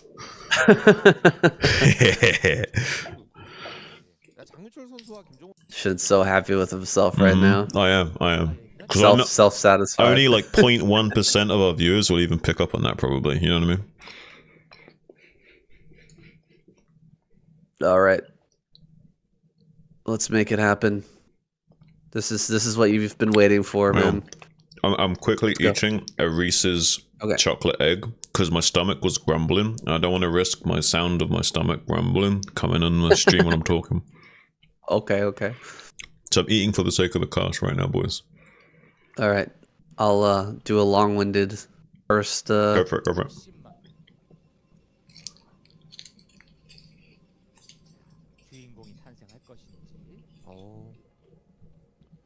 Effort finally gonna hit the map here. He's gonna hit the big stage once again, man. I'd love to see Effort in the ASL again. He busted out this season because of his wrist, but as you can see, he's made a bit of a recovery. Let's see what he can pull out here after taking some time off, after, relaxing his wrist and, hopefully doing some good stretches. Hopefully he's got a good stretching routine in. I know I've got one, even though I'm at my level with a very low APM. This guy hitting almost 500. You got to have those stretches in, and I'm glad that he's on the road to recovery here. We might see him in the next season, but we're getting the pleasure of seeing him here in the KCM, and I couldn't be more excited about it. Yeah, he's just charging his lasers right now. This guy plays with an average of about 400 APM, but he's usually at around 500 at a lot of phases of the game. It's insane. Like, sometimes you'll be 18 minutes into a Zerg versus Protoss game, and you think, oh, okay, he's not spamming anymore. He's just going to be a bit more chill with his APM. No, still like 450, 500. Crazy. No wonder why his wrist hurt. Yeah, no wonder. I'm surprised more of these players don't actually have wrist injuries, but if you've got a good stretching routine and you're really consistent about it, I think you can avoid most of those problems. I hope that more players get on that. Physiotherapy, of course, it's just part of the paradigm of being a gamer, though. Of being a streamer is that you don't really take care of your body. Am I right? Oh yeah, I mean, it's kind of weird as well when you think about it, right? Like, the most important thing to you as this like pro gamer is your hands. So you would think that you would put a little bit more of like time, energy, and effort into your health as far as your hands are concerned. But you put like hundreds of thousands of hours into your practice, but you don't put 1 hour into your like routine of like taking care of yourself. Like, it seems a little bit strange, but yeah, maybe if more players were more aware of that, or just maybe had the resources and the knowledge, because maybe it's just a little bit of a lack of knowledge there. It's only recently that people started to realize just how important it is to sit like flush with your desk, with your arm rests, in line of your desk to prevent shoulder, wrist, and arm injuries and what have you. We're in the era of esport where, kind of like in real sports, all the players, way back in the day were just like overweight and they didn't look, really like they were taking care of their bodies. If you watch football players from like the 50s or the 40s, baseball players, yeah, baseball players, they were in terrible health because they just didn't have that knowledge, and they didn't consider the ramifications on their play. They were just kind of spitballing it the whole time, and that's kind of where we're at now with esport. But Eventually things will round out. I think eventually those finer skills, the taking care of yourself will eventually come into play. Oh, he's gonna get the Zealot. All right, on the map, the Zealot goes down. Nice. There's still the probe out here that can get in with the scout, and he's done a lot of damage to this pylon. Yeah. As we were rambling on there, he just about gets that, but Snow is being forced out here. He's only got one Zealot. He's got the probe. He doesn't have the Zealot for the wall. Yeah, he's got the probe for the wall, so he can just quickly plug this. He'll be okay, but he needs to be careful. Like, one small misstep and effort will punish you. But so far, Snow is like, dotting his I's, crossing his T's, not like, really stepping out of line anytime. But we'll get a little bit more damage on that pylon, just tickling it, just kind of teasing him a little bit, showing that, you have to respect me. So you have to respect me. And he doesn't know quite if there's more Lings coming here or drones behind this. So this could be a Ling flood where he just pressures the front and kills him. Or we could be droning hard behind this. So Snow's kind of going to hedge his bets a little bit and kind of like, walk the middle ground. Like keep making Zealots, make a cannon. Not really take any too big risky plays here. He doesn't be super greedy in this situation. Wants to respect the possibility of Lings just flooding into him here. Yeah, this is what you can do with the overpool build. When you're able to produce Lings this early, you can overwhelm the early Zealots from the gateway first and really put the Protoss player on the back foot. You have to be very, very careful with how you maneuver, though. And Effort's done a beautiful job of, fancy feet in the natural there, keeping away from the Zealots, playing the game of ring around the rosy there. Now the Zealots are moving out, though. That is quite a few. Wow. Run by, maybe? No, he's not going to run by here. That's 5 Zealots. That's got to be respected here. How many Lings are going to pop out? And will they turn around and head back home? Will the Zealots make it back to the wall in time? He looks like he's just going to turn around and walk back. From Snow. Perfectly done here by Snow. Great play by Snow. I'm really impressed with Snow this game thus far. He's shown a much higher class of caliber in his ZVP lately, and needs to be careful not to let this Zealot get caught for free here. He's doing a good job of keeping his Zealots together now. Yeah, so not going to be getting one of these Zealots caught. That'd be a nightmare situation to lose 1 or 2 Zealots for free, because you just do not have the kind of potency to start getting the Hydra trades later on. And as soon as they start to have more Hydras than your Zealots can handle, it just spirals out of control with that critical mass of Hydras overwhelming you. So it needs to be very careful not to lose anything for free against a player of Effort's caliber. He's going to be making so many units in this game. He's an absolute monster of a macro player. Absolutely, and he already made a bunch of units here that's actually going to be hurting his drone count. Being forced to make those Lings, I mean, You have to respect it. You absolutely have to respect the 5 Zealot attack, but he's been limited here. He's been slowed down. He's got a whole bunch of Lings that he doesn't really need right now, and +1 is going to finish soon. Those Zealots are going to rip those Lings apart, no problem, when the time comes. Zealot speed is about to finish as well here with that +1. Snow's starting to push out now, and I mean, he can easily fight this. What does Effort have back at home to deal with it? Is he going to go for the 5 meter play? It's kind of looking like it, but he has that Hydralisk Den done. I don't see any Hydras out. Is Snow just going to bowl him over? I don't think so. What is going to pop out of these eggs here to save Effort? He's going to basically rely on his Zerglings to keep control of the game state for now. But what we're basically seeing is a big skirmish minigame to prevent the 6th hatchery being able to go down easily. So Effort wants to be really optimal and put down a 6th hatchery as fast as possible in this situation. But we're putting a lot of pressure onto the Zerg player and basically making him unable to go for that kind of greedy play. So we're forcing him to make mutas early. We're trying to put pressure onto the Den to make it look like we can kill that. It's a possibility we can kill the Hydra in this situation. But actually, Effort's on top of everything right now. He's cleaned up this Zealot force pretty efficiently. He may get 1 or 2 drones in the main if he's not careful, but it looks like he's on top of pulling those drones. It might get 1 drone actually. If he gets a 2nd drone, it's not bad, but it won't be getting that. Does get the 2nd drone in the natural though with this low HP Zealot instead for compensation. Might get a 3rd, not quite. But yeah, so far really good slowdown from Snow. He just needs to put on enough pressure that he can't just go straight into a very strong 6 hatch Hydra timing, just so we can slow down the Zerg enough so he doesn't have this critical mass in the mid game phase. Well done by him. Still no 3rd hatchery here over at the 3rd base. So still sitting on 5 hatch Hydra. Going to start to pump those Hydras out and get those upgrades rolling. Definitely has the money to throw down the 6th hatch, but hasn't decided to yet. No 3rd gas either. So maybe a slight error there. Don't you want a 6th hatchery if you don't have this 3rd gas? I mean, you could go into... It's because it's the lack of the scouting information. Like, he's only just now confirmed what Snow's even doing with this Muta Scourge force. So now he can know to throw down the 6th hatchery, but he didn't have that confirmation that he was good to go with that yet. You know what I mean? So he was kind of like hedging his bets a little bit, keeping open the options to maybe go Ogre Zerg or what have you. And in this situation, he understands that, okay, now I can just go 6 Hatch Hydra because you're doing a very standard like Zealot kind of timing. But he didn't have any way of knowing that until this stage with the Mutas and Scourge going in and confirming that. So he sees everything. He gets maybe 1 or 2 probes there. We didn't get it fully on screen, but Corsair number is too much to handle. Just the 2 Scourge to push those away in case they decided to chase and try to get that moving shot. But he can't really get too much damage here with these Mutas. He's going to threaten, if the Corsairs were, for example, to suddenly arrive here at the natural or the 3rd base to start to put on that pressure, then the Mutas could have free reign to dive in and start to kill some probes. But he's waiting for that opportunity as the DT crosses the map. We're going to have to see Overlord speed coming out here pretty soon. And there it is. He's going to start to push that back. Time for effort to try and take this 4th base.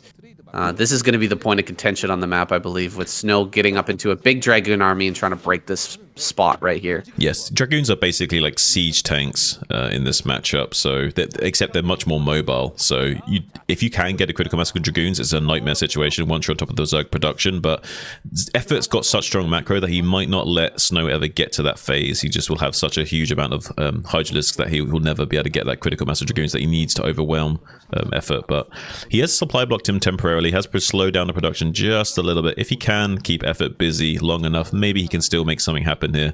The Effort is one of the best in the business at this stage of the game, macroing like an absolute madman, going into a super late game, strong Zerg setup where he's like got 10 hatcheries, hive, and everything going his way. And we could see that kind of game here where it's like a really slow, methodical Zerg versus Protoss where he's just like outmaneuvering Snow and trying to set up for a stronger and stronger macro position.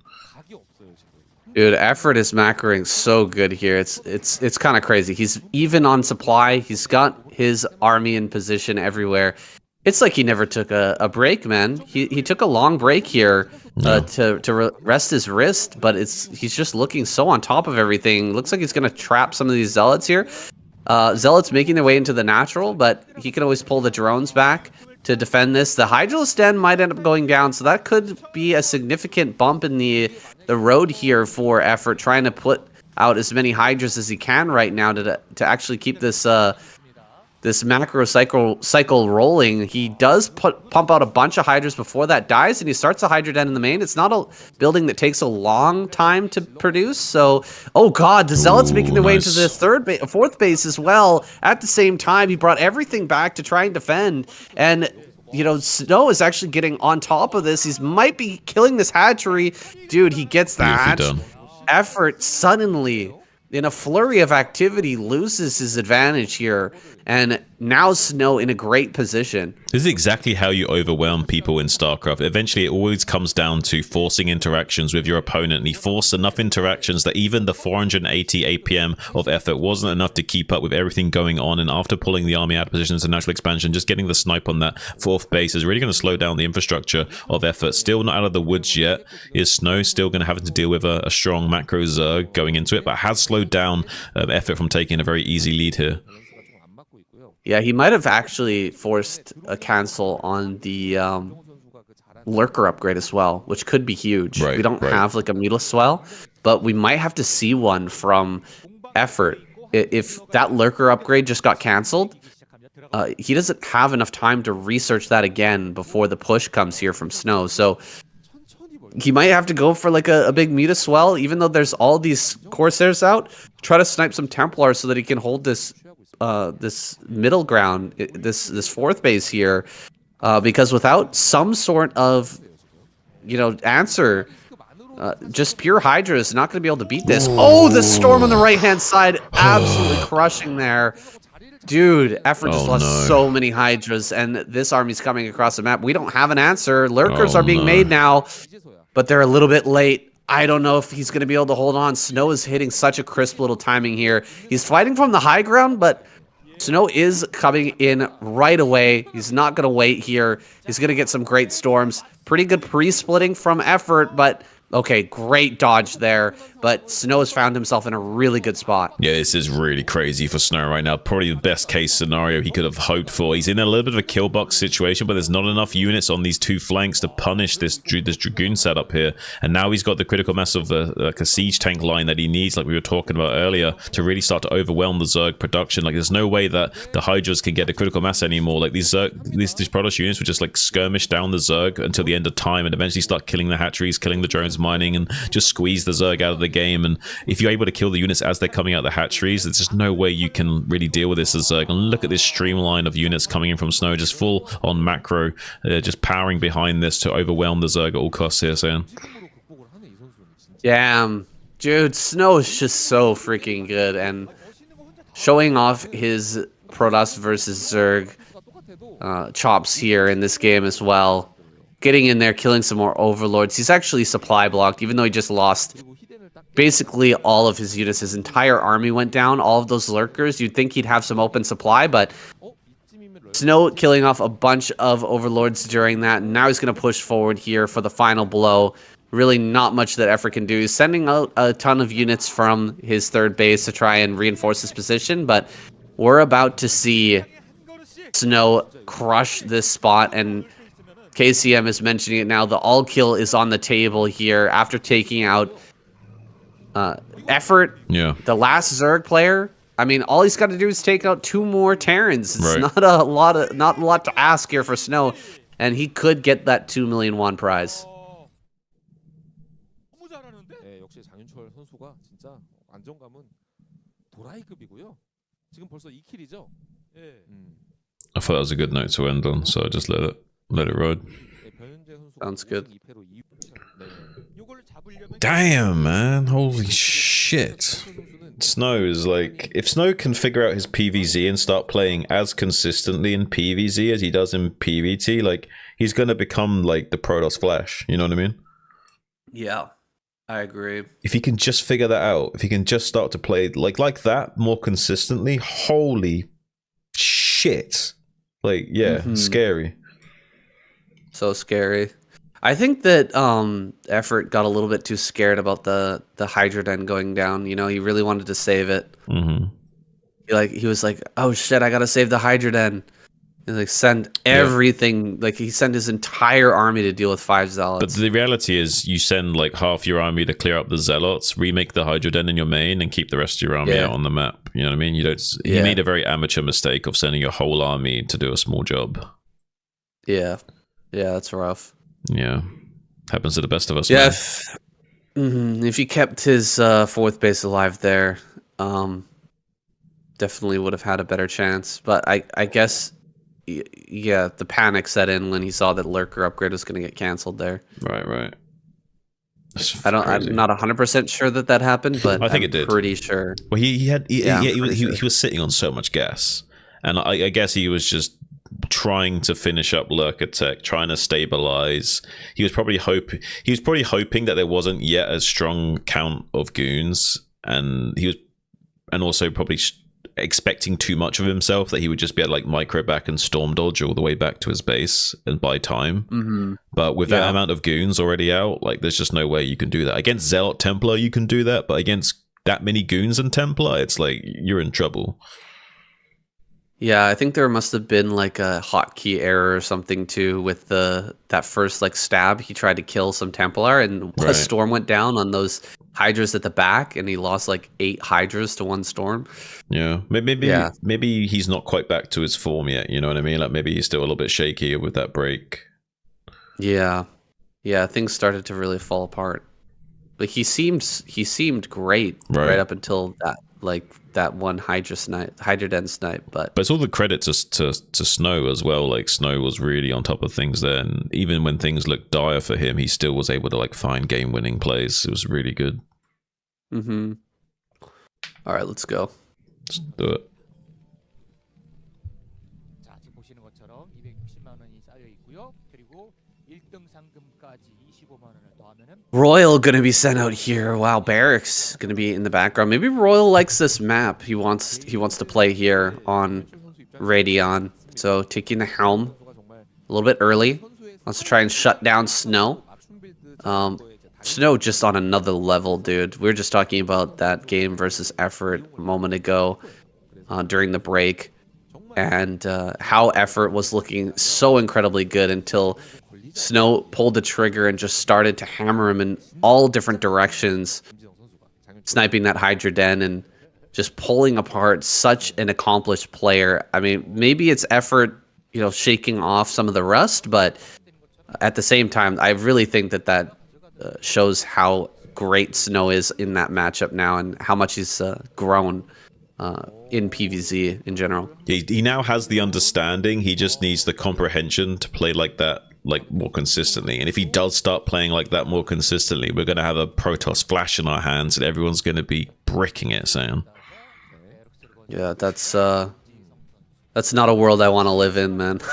With the Protoss flash. It's I mean, it's exciting, but imagine, Snow goes on a 4 or 5 ASL win spree. It's gonna get a little crazy. Maybe we'll get some better maps for Zerg and Terran at that point. Yeah, I mean, maybe finally we'll start to see the Protoss map makers having to learn a little bit more about the game to figure out how to make maps a little bit more different on the balance scale. That's just a little. I just want to say something to make the Terrans at home feel vindicated. Yeah. So we welcome our new overlord, the Protoss, the Protoss Flash. Yeah, he's a necessary and evil. we hope that it will result in many great maps for Zerg and Terran. Yep. Here with cross map, we're not going to see Snow take a very quick expansion, and Royal's not going to go for a gasless fast or anything either. He's just going to set up a nice little wall here with his barrack supply and a factory and start that production nice and early. 1 SCV on the gas means a very quick command center after this first factory, and probably a vulture expand off of this. What do you think? Yeah, with the 1 on gas also makes me think of a fairly quick machine shop with mines as well, following that on, because you can take all 3 off, but leaving 1 on gas does indicate that you want to make a machine shop and mines or something like that. So we'll probably see 1 vulture, maybe 2 vultures, and then right. Switch up. Oh, is he actually going to get this? Oh, he might. He's lined up, but really close. Yeah, Royal's really good though. Royal will do his best to try and mitigate that, but yeah, Snow's also extremely good. So, does get the exit turnaround though. Look at that, breaking Snow's ankles a little bit there with that turnaround. And there is a way that if this was on just 1 move command and Snow glided across the hex grid perfectly, and there were some doodads in the way and what have you, and the SCV had to do a little bit of zigzagging, then maybe you could catch up to this SCV. But as it stands, the probe will never catch it, and the Dragoon also should not get there in time. Crazy that he's still trying it. He almost runs headlong into the Marines here, but he does turn around at the last moment. Vulture is out. Looks like he's going to just go single Vulture here into a machine shop and getting the Marines to deal a little extra damage to that Dragoon. The Vulture gets 1 shot to shave off a bit of those shields as well. He's pretending to head out here on the right-hand side, baiting the Dragoon over to the right-hand side, and now hitting, sending out this Vulture on the left. Really good mind games here from Royal so far. Yeah, Royal always impresses me. He's one of the players where even though you expect him to perform well, he'll sometimes still surprise you. He's kind of like Hero in that regard for me. He's my Terran hero, if I would say. Yeah, he's not quite as accomplished as Hero, I guess, but he hasn't been around as long. Right, either, yeah, right? he's not been around more as of a newer long. player. Still on the come up, still making moves, and here he's going to be going for a drop to try and throw a wrench into the plans of Snow. He's not going to be confident or happy to just sit back and wait for Snow to come to him, try to figure out what Snow's going to bring, and of course it's going to be that Reaver, and just try to shut that down. Instead, he's going to go for a drop, try to get in there with the Vultures, try to mess up Snow's plans, and probably follow up with the Wraiths so that he can deal with that shuttle play a little bit easier. Yeah, we're getting the mine set up at the 3rd and the 12 o'clock position here to keep an eye on. Look at this double mine as well. So when he tries to clear that with a Dragoon, he might kill the Dragoon. So that'd be interesting to see if that transpires later on. Nice little mind game there from Royal, trying to get some extra value from that play. And yeah, with the vulture drop, it will land just about when he's getting his Reaver out. So actually the timings will look really nice for Royal. Like I think that this will land just as Snow's like not yet popped out his Reaver, so the Reaver actually might not even be able to help defend in time. I think it pops out just about as the vultures are landing, so I think with the Scarab build time in consideration, you might not be able to defend against it so easily as Snow here. Well, Snow's already getting his Dragoons into position. Look at this. He's got a very good idea of what's possible here for Terran. Really realizing exactly the position that he's in, and he has the Reaver headed across, but there should be a Wraith popping out in just a moment to shut down this shuttle at the same time the dropship coming in here. What kind of damage can he do? What kind of damage can Snow do? We're about to find out here. That mine so well placed there in the front as well. Where's the Wraith? I don't see it. Here we go, diving in. He drops 3 in the natural, which I'm a little bit surprised about, but he is going to be able to run here into the main with the other 2 vultures. They're going to get shut down pretty quick.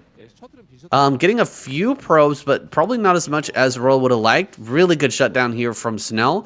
What did he do with the shuttle? Does it have anything in it? Maybe it didn't have a Reaver in there? What actually happened with that? I think we missed it. Yeah, I'm not actually totally sure what's happening with that. I thought it was a little bit of either a fake out, or it must be some kind of fake out, because I think he would have used the Reaver if there was one in there, but I could be wrong.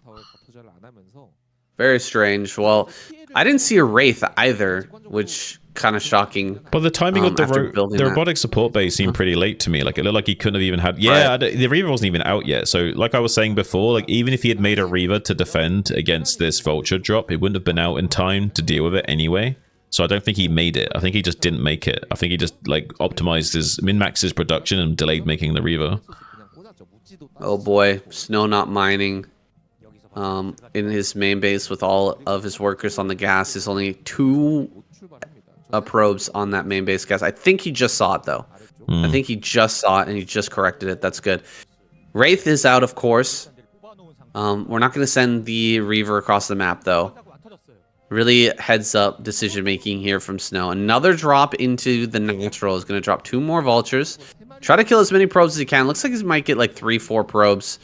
Pretty decent damage here for just those 2 vultures, but this is where the real damage is going to come in. Trying to get here onto this rally point.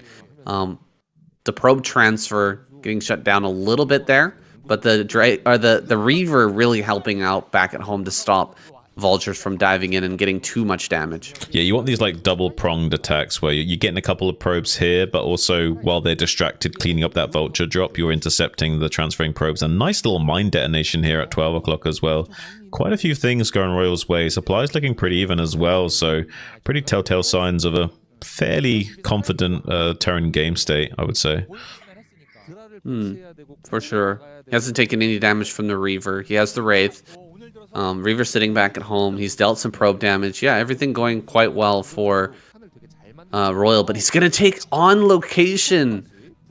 Yeah. Command center here at his third at 9 minutes. 4 factories are done. Can he hold this base? This is quite the gamble from Royal right now. Yeah. Can he make this work? He's going to scan and kill this observer, but I wish he had done that before showing him the 3rd base on location. You know what I mean? Yeah, for sure. Mine detonation there. Picking off a couple of those dragons. You might get another one. Nice.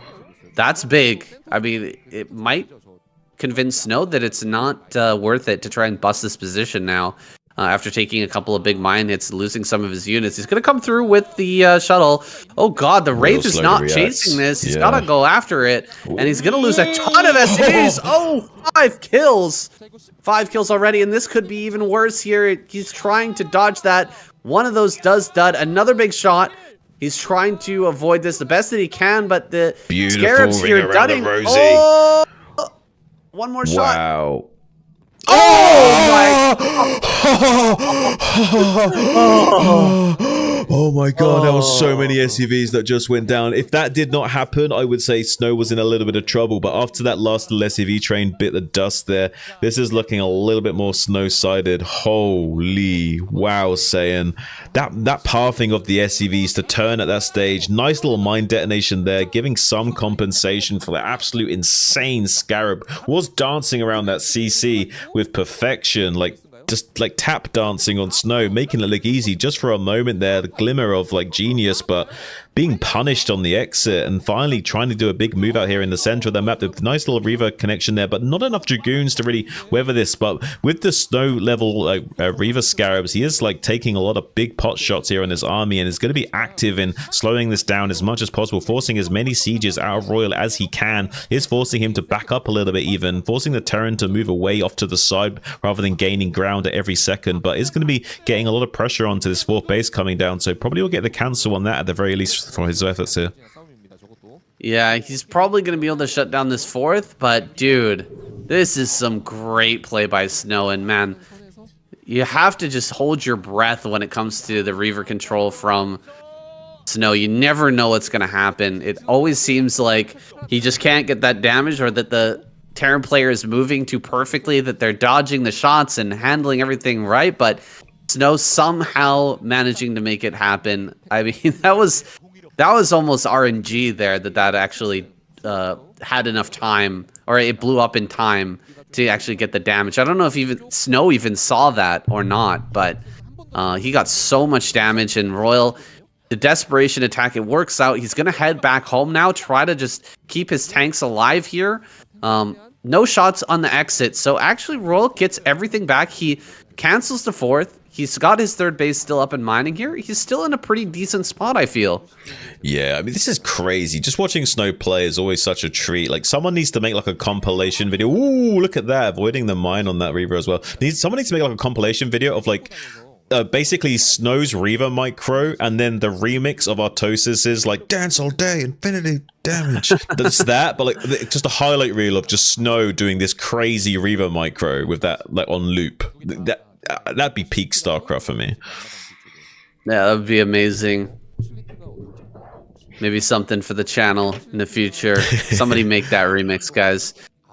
We've got a lot of factories here. The SCV count looking surprisingly high despite all of the damage that's gone down. He's managed to scrape those together. I mean, thanks to the 9-minute CC that came down, the 3rd CC, he's been able to remake a lot of those SCVs. Looks like another drop going to come in here. Maybe he can try to get some more damage. I think that's the drop there. Yeah, he's actually almost catching that probe train, but one Reaver popping out, just going to shut that down. And oh god, carrier transition is coming here for Snow. Yeah. Is it going to be in time though? Have we got the scan? There's the scan. He sees it. Okay. Well, he's this got like is a big scan. He's got like a 2.5 minute window here where he can just make something happen. He now has enough window of knowledge to be like, okay, I need to pump pretty much like heavy Goliaths now and just start to push out onto the map. And he's got like a 2-minute window where if he can just get across the map, get on top of this rally point of Snow's, maybe he can make something happen here. But the pressure will be on him. Snow will do as much as he can with this Reaver and Shuttle to slow down, force as many sieges out of Royal as possible, and just hopefully buy enough time for these carriers to get into critical mass. Have 2 out right now with 3 on the way, so we'll be up to 5. Not quite that 6 potency that you'd like as a Protoss player, but 5 is still something to contend with here. Yeah, absolutely. He's opening up the position here. I think we'll see Roll just head straight north from here. He doesn't want to contend with those Reavers any longer. Just start to head up the map so that he can make some ground towards the Protoss players. 4th base, another base down in the bottom left. But as he pushes up here, he might be able to sneak some vultures down through that southern flank there to try and harass that base. Meanwhile, Snow just buying as much time as possible, slowing down this army, waiting for those extra carriers. He's going to be up to 5 here in just a few moments. Still pumping a lot of Goliaths here right now. Moving towards taking a 4th base, I think, as well. As he pushes up this, north, this y-axis here, he should be able to take another base over at the top right, or the center right there. And that's really the right play to do while the opponent is going for carriers. You really have to start expanding all over the map and getting these pushes going right away, start to put that pressure on, and just expand all over the place where the carriers can't be that mobile and actually take down those bases. Yeah, not only do you need additional gas to keep the production of Goliaths and vessels going, but just creating targets for the Protoss player to have to run around the map with these carriers to take them out is actually really good for you as Terran. You need to pull them out of position by time. You don't want to get on top of these factories and killing your Goliaths as they're coming out. But look at this, targeting down these Goliaths pretty effectively so far is Snow. Has the pretty handy amount, I think 4 or 5 carriers here, giving him just enough DPS that he can start whittling down this tank count and keeping the Goliaths in a manageable number as more and more carriers come into production. With 3 Stargates, he will going from 5 into 8, and 8 is when things will really start to turn for Snow in favor. And if you have a ground army going and 8 carriers with full interceptors, there's not much Royal's going to be able to do to stop this. Oh man, dude, it just feels so hopeless. As a Terran player trying to face off against Snow, man. He just handles everything perfectly here. Kills off everything with the carrier count at the perfect time. Royal, I mean, his push was looking pretty good, but there's just no way to push effectively against Snow's Reavers, and he was slowed down so much. Just, man, it's almost impossible, it feels, to beat Snow in this matchup. Royal did everything right, I feel, but... Dude, GG. Royal has to tap out. There's nothing he can do. Snow just ungodly in this matchup, and there's only one player left. It's Barracks. I don't think that Barracks has what it takes, but the hopes and dreams of Terran riding on his back, all his fellow brothers going to be waiting for his performance here in this next game. What kind of crazy build can he pull out against Snow? I feel like he got to do something wild to take this man down. Playing straight up, just never going to happen. Snow has the Terrans under his thumb. Will he have that all-kill prize as well? We're about to find out.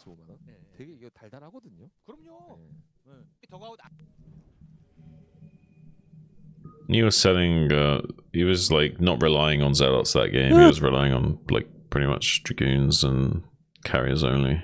Carriers, Reavers, and Goons. Crazy, crazy, crazy, crazy, crazy. Now he's on the all-kill path. Yeah. Just one more, Snow. Oh my god, can you just imagine? He might really like Barracks is a good player, but he's not quite on the same caliber as Royal and Mind in TVP. So we might see Snow really style on him in this game, potentially. Potentially we could see a really crazy game. Like honestly, like this could be nuts. I didn't want to reveal anything but about the ASL, but wasn't it Barracks that got like I think blasted by Snow? I think so. I think you on said, that map. You said earlier in the cast, and I said, yeah, I think so. Yeah, I'm pretty sure you're right. And we could see it. We might see not only a repeat of that, but like ×2 or ×4. You know what I mean? Because this is not ASL. Barracks. I can't imagine what that looks like. Because it was already bad. It was bad in the ASL. Yeah, I think in some way we might see Snow try and style on Barracks in this game. Whether or not that's just pure straight up monstrous scarabs or what, I don't know. But I imagine there's going to be some fireworks here. Yeah, I want to go back and look at that Scarab again. Holy shit, that thing was like the maximum amount of time. Yeah, one more minute, like 2 more frames and it duds. Yeah, it was almost dudding, like, and the SCVs turned just barely in time for it to not dud. Oh my god, so painful. And he did such a beautiful dance around the CC. Like, even with perfect SCV drilling, he still somehow does that much damage. You know what I mean? Yeah, crazy. He was doing a great job using the comsat to block the Scarab, but oh, dude, Snow. It actually feels. Yeah, I mean, I think you're right. Like with Snow figuring out Zerg, it's gonna feel like another Flash. You know what I mean? Yeah. He's gonna be like Flash because that's. I think how people felt playing against Flash is like it's hopeless. You know what I mean? It's yeah, like you don't have any hope. How can you fucking beat this guy? He's just everything is perfect. It's crazy. Well, it's like BC, right? Like he's always been a really solid player, and he's really good at PvT, but he's nowhere near like Snow's PvT. So you have a bit of hope against him. So Flash could take on Bisu and feel really confident, right? Whereas the other way around is not true. Flash is like 70+ win rate across the board. Like there is no weakness. That's what's so scary about it. That's what's so daunting. It feels like you're fighting an uphill battle from the start of the game. Yeah. Yeah, it's like you have to get something done, even it means he's winning. It's like, you know? Yeah. Like and if you're ahead, it means it's even. It's so crazy. Yeah, exactly. That's what it feels like, relatively speaking. Yeah. Crazy. And some of these players, like Flash, they play better when they're behind. Like they're so used to being ahead that when they're behind, they actually like kick it up a gear. You know what I mean? And sometimes it's easier playing from behind. Like what you have to do is more obvious almost. Sometimes when you're ahead, it's easy to make mistakes because there's so many things you could do and you like don't do the right thing. Maybe, and you throw it a little bit, you know what I mean? Like miscalculate, throw. All right, well, let's see if this is going to be the final game or not. We're on Retro. Tough map for Terran, man. See what happens. Oh my god, dude, this could be crazy.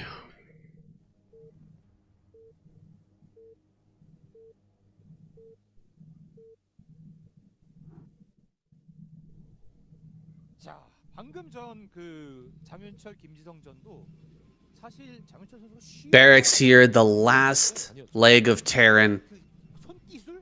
Gonna be coming out on Retro versus Snow, dude. I bet Barracks is he's dreading this match right now. I don't think that he's happy to be here. I'd be shit. Honestly, like I don't know if my trousers would be yellow or brown, or a mixture of the two. But yeah, I would not be a happy camper. I would just, I'm sure, be imagining the highlight reel or like the the player reactions of like how I'm about to get completely destroyed. And like just the thought of like his little feet clapping together. Oh man, it's just crazy. This guy must really get into the heads of so many of these pros. It's honestly, I don't even know how to like reckon it. Like, there's no way I can put it into words how crazy it is, how good this guy is with his reverb control, and how much he can get into the minds of these other players that, to you and me, seem godlike in their skill. Yet he makes it look easy. Yeah, he makes it look so simple. The control, like you were saying before, on par with some of the best Muta controllers in that we have for Zerg, and I mean, nobody has matched it yet. Nobody has gotten to that level. He's just a step ahead of everybody else for the Protoss, and in his element right now. All he has to do is take down Terran players, and he will be getting that sweet all-kill prize. Barracks, I mean, he's the underdog, man. We got to cheer for him. What's he going to pull out here? What is the strategy? We were talking before in the break about how when you're reaching this kind of level, that kind of Flash-esque level, which I think we both agree that Snow has reached, at least in this matchup, it always feels like you're behind. And when you're ahead, it feels like an even game against Snow. Yeah. So it's just brutal. It feels hopeless. What is Barracks' plan? I'm really looking forward to seeing it. So far, he's not gone for, any sort of early, quick expansion, gasless or anything like that. He's just going into his gas, getting his factory out, and Snow's getting the last scout. So at least that's gone his way here. A little bit of RNG for Barracks so far.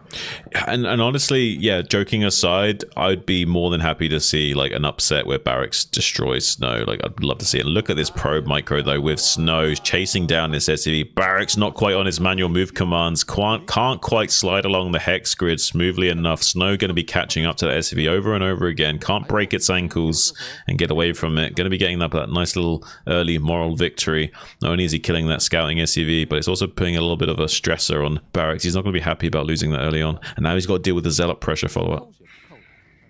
Yeah, Zealot pressure coming in here. Snow going to send a second Zealot across the map as well. Try to maybe dive in as the bunker's coming down here. And it'll be up to the SCV control here from Barracks to make sure that he doesn't take any critical damage. Oh, it's the Dragoon. Dragoon is here. And he will be pushing things back. He's not building bunker just yet. Looks like he's going to start one now, maybe? He's actually being a little bit greedy here by not starting this bunker right away. Well, and he's doing a good job of going back and forth, not letting the Dragoon get any shots without taking some serious damage. If the initial Zealot gets a few extra hits on these Marines and softens them up, you feel much more confident coming in there with a Dragoon. But with the Vulture there and 4 Marines that are more or less full HP, you don't feel nearly as confident going into that. So you can kind of get away with delaying the bunker. He knows there's not going to be an additional goons showing up anytime soon. So Barracks is fairly well optimizing his build here early game. Not playing scared or anything like that so far. It's a good sign for Barracks. He's feeling comfortable here to optimize and not play too safe. We have the Robo on the way, and as soon as that Reaver comes out, anything is possible. But for now, we're going to have Barracks running around with that Vulture, trying to find a way in here, maybe get a few probe kills in the early game.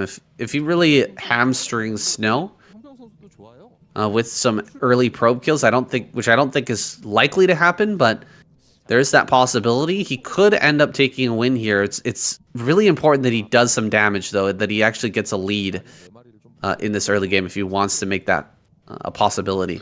Yeah, I mean, unless he finishes the game before Reavers become a factor, there's always this risk of Snow just turning any lead that Barracks had like completely on its head and like making him feel the hurt later on. But right now, doing a little bit of pressure play in the natural expansion. Does lose one of those Vultures though. Now there's 3 Dragoons to like chase down these Marines and Vultures, so he's going to try and lay down some mines to protect his retreat, but not really going to be getting the kind of value that he wanted with those units initially. And Snow already starting to find some value against the trades against Barracks, even before the Shuttle and Reavers become relevant. Yeah, that was great control there by Snow, and the mine drag was perfect. Barracks mitigating that damage a little bit, but still, it's a tough spot. First shuttle is heading across the map. This is an empty shuttle, I believe, right? Yeah, he's just using it for scouting. He's like just using the empty shuttle for scouting, and then he goes back and picks up the Reaver, I believe. Yeah, it's going to see everything. He sees the armory. He's even forcing a little bit of a response here from Barracks. But yeah, this is empty. He sees the timing of the eBay and everything, and the timing of the second gas. So full scout, all information has been gleaned here for Snow, and we'll head back now to pick up that Reaver and possibly a couple of Zealots as well.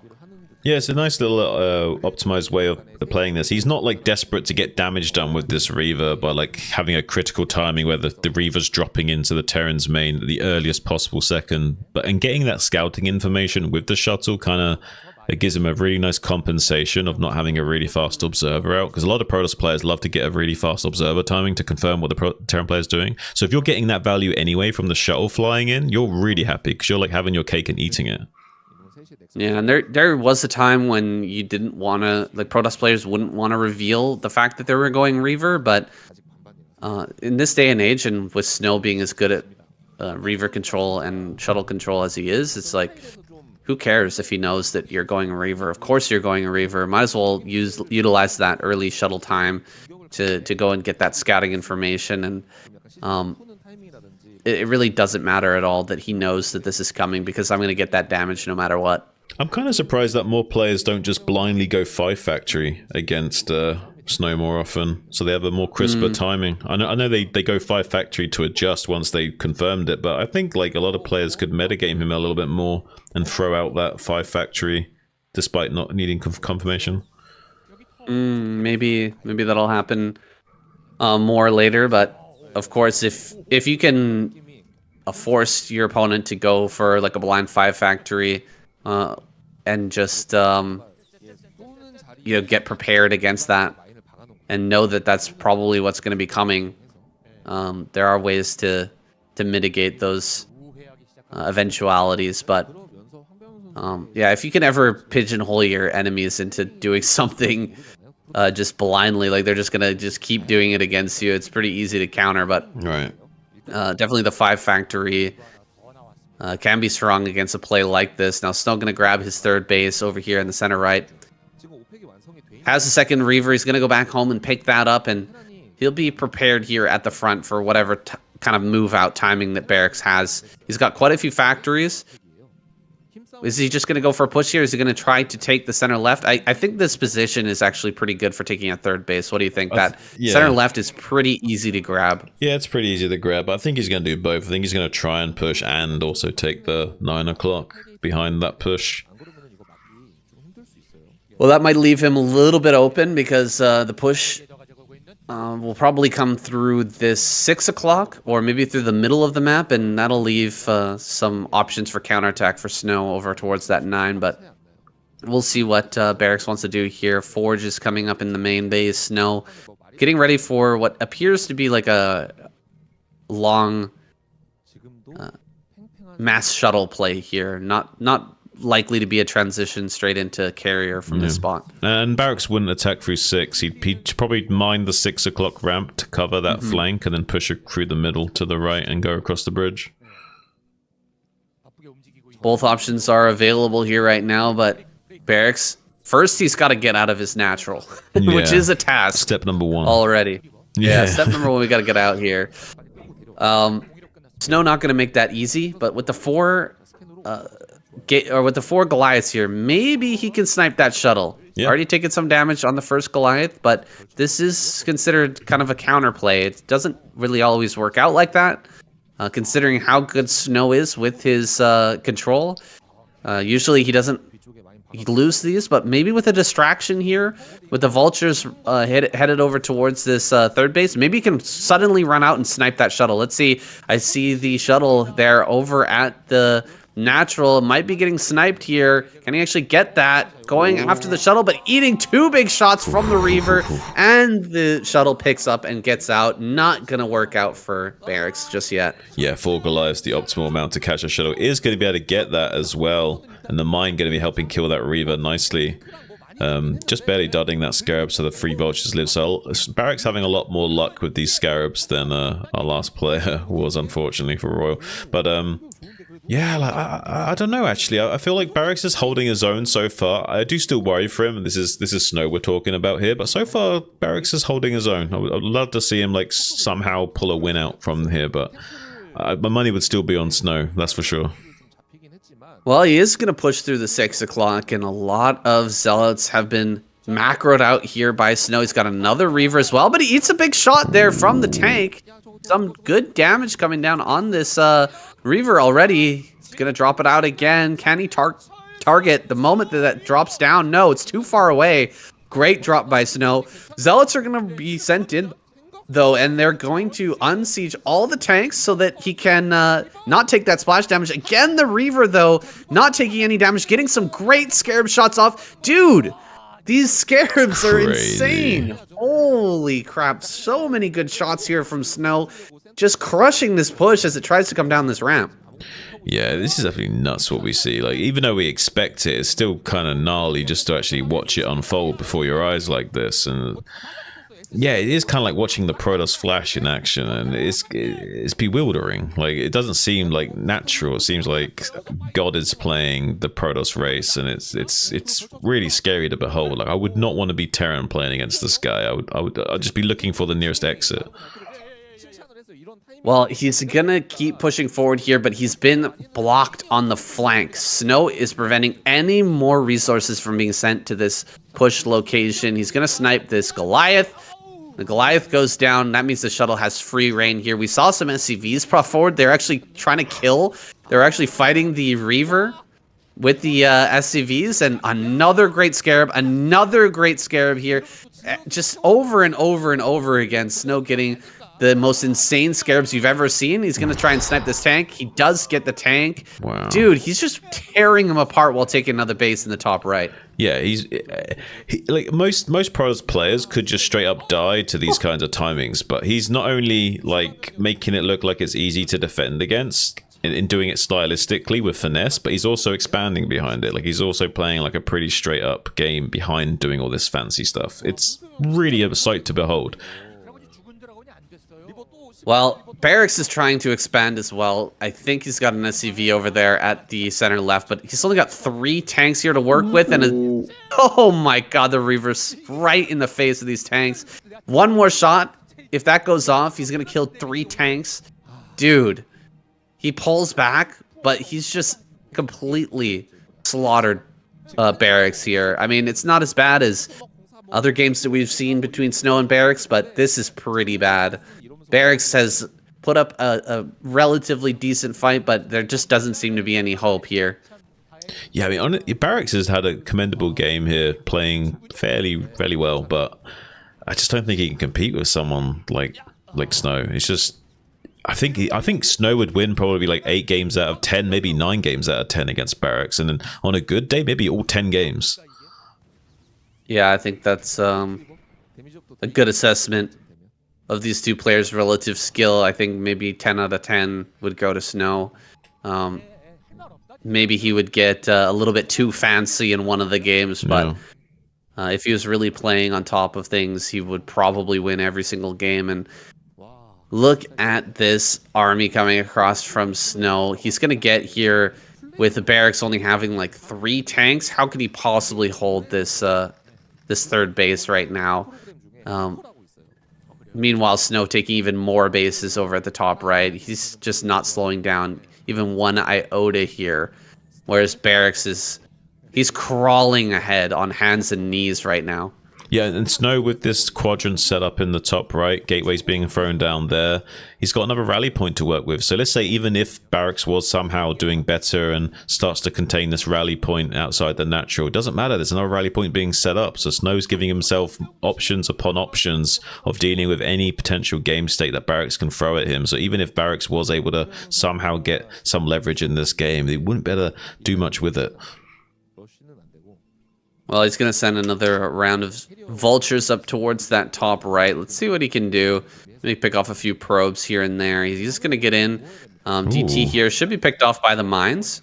Oh, no, it actually does survive. A tank drop up here. I like it. Trying to get something done over in the top right and setting up mines in a good position here to defend this tank. He needs a scan. Scan needs to come down here. Where is it? He's going to drag the mines. Oh, no. Dude. Unbelievable. Unbelievable. It just he makes like a situation which looks like, oh, okay, Barracks is starting to do well here, and he's just like, nope, I'm gonna clap my feet together and laugh again. Dude, it's insanity. Guys, make sure to like the video, dude. 1 like equals 1 foot clap. Let's go. That's a lot. We gotta get more people in here. That's a lot of foot claps, man. This guy is just all over him. Oh, wait a second. A mine connection. I thought we were going to see a lot more blue blood than that, but pretty decent damage out of those mines. And Barracks, I mean, he can't push right now, but at least he's not going to die for the next few moments here. He's got 3 bases running. Maybe he can put together a maxed out army before, Snow breaks him open and smashes through everything. He should be able to, just turtle here and survive until that max. I just don't know how Snow does it. Like, he must have like a different kind of state of zen that we've not yet tapped into, and he's just in like the pure ebb and flow, the essence of Starcraft. Like, this man is Starcraft when he's playing a PvT. You know what I mean? Like, the game becomes an extension of himself. He's no longer a man. He is the computer. He is the desk. He is the units fighting on this like planet that's some thousands of light years away. You know what I mean? Like, he's embodying Starcraft when he's playing this game. Like, what is Snow seeing, I wonder, from his perspective just when he's looking? Yeah, he's just seeing the actual Matrix right in front of his eyes as he's playing this game. We're looking at StarCraft. He's looking at the code behind StarCraft and just like manipulating it to his advantage. And it's almost like, what's the color? Do you see the colors the same way I do? Well, we definitely know that Snow doesn't see StarCraft the same way that we do. He sees a completely different perspective than every one of us when playing PvT. And Here we go. We've got a slight move out here from Barracks. He's going to get some more mine connections potentially, but I mean, this is just drops in the bucket here for Snow. He's taken his half of the map here. He's trying to actually extend out and take another base at the top center. I've seen him a few times send a probe out, and actually Barracks has kind of shut him down from taking that part of the map. So that's actually something that's going in Barracks' favor, right? He's not allowing Snow to get up into the top left-hand corner at least, but there has been a rally point set up here. Maybe in some crazy world, Barracks could he possibly take the top left and split this map in half? Is that a possibility? It is a possibility in TVP in general, but against someone like Snow, I don't see how he's going to stretch himself that thin and not die. So yes, on paper, of course, but against Snow, I'm not so sure. Some good storms coming down here, but some good snipes as well from Barracks, picking off a few of those Templars. Dude, pushing out of this ramp against Templar Storm, nightmare. Absolute nightmare, and there's really no other way to push out. Like, maybe he could try to sneak his army. He could snipe an observer over there at the top side and sneak his army out of that location. He didn't, like, wall that in with supply depots or anything. So maybe he could push out of his third base, but dude, oh my god, storms are just going to come down on all of this. It's going to be so much damage, and behind this, there's just so much for Snow going on, and he's just slowly whittling down this army. Well, Barracks did make his way up to 200. He managed to get that maxed out army, but look at how stacked up he is. He's trying to push out here. He's got to get a little bit further out so that he can actually spread and split his army. Well, he needs more income right now. He's only got one base mining at 9 o'clock after being mined out on these main naturals. So if he can't secure a fourth in the next minute, I think he's just going to get bled out of the game. We do have also a setup for a carrier switch from Snow. I don't think he's heavily invested into that now. He's just setting up for the production that later. And also when Barracks scans the main, he's going to be a little bit threatened if he does see that there's a potential carrier switch here. So Snow's kind of got everything going from him. The only thing he doesn't have is this top left quadrant. So Barracks is still in the game. As long as that Snow doesn't have this top left quadrant, he still has a fighting chance here. But look at this big spread of Zealot Goon in the center. It's a big, wide open, gaping ravine of a center to fight inside of.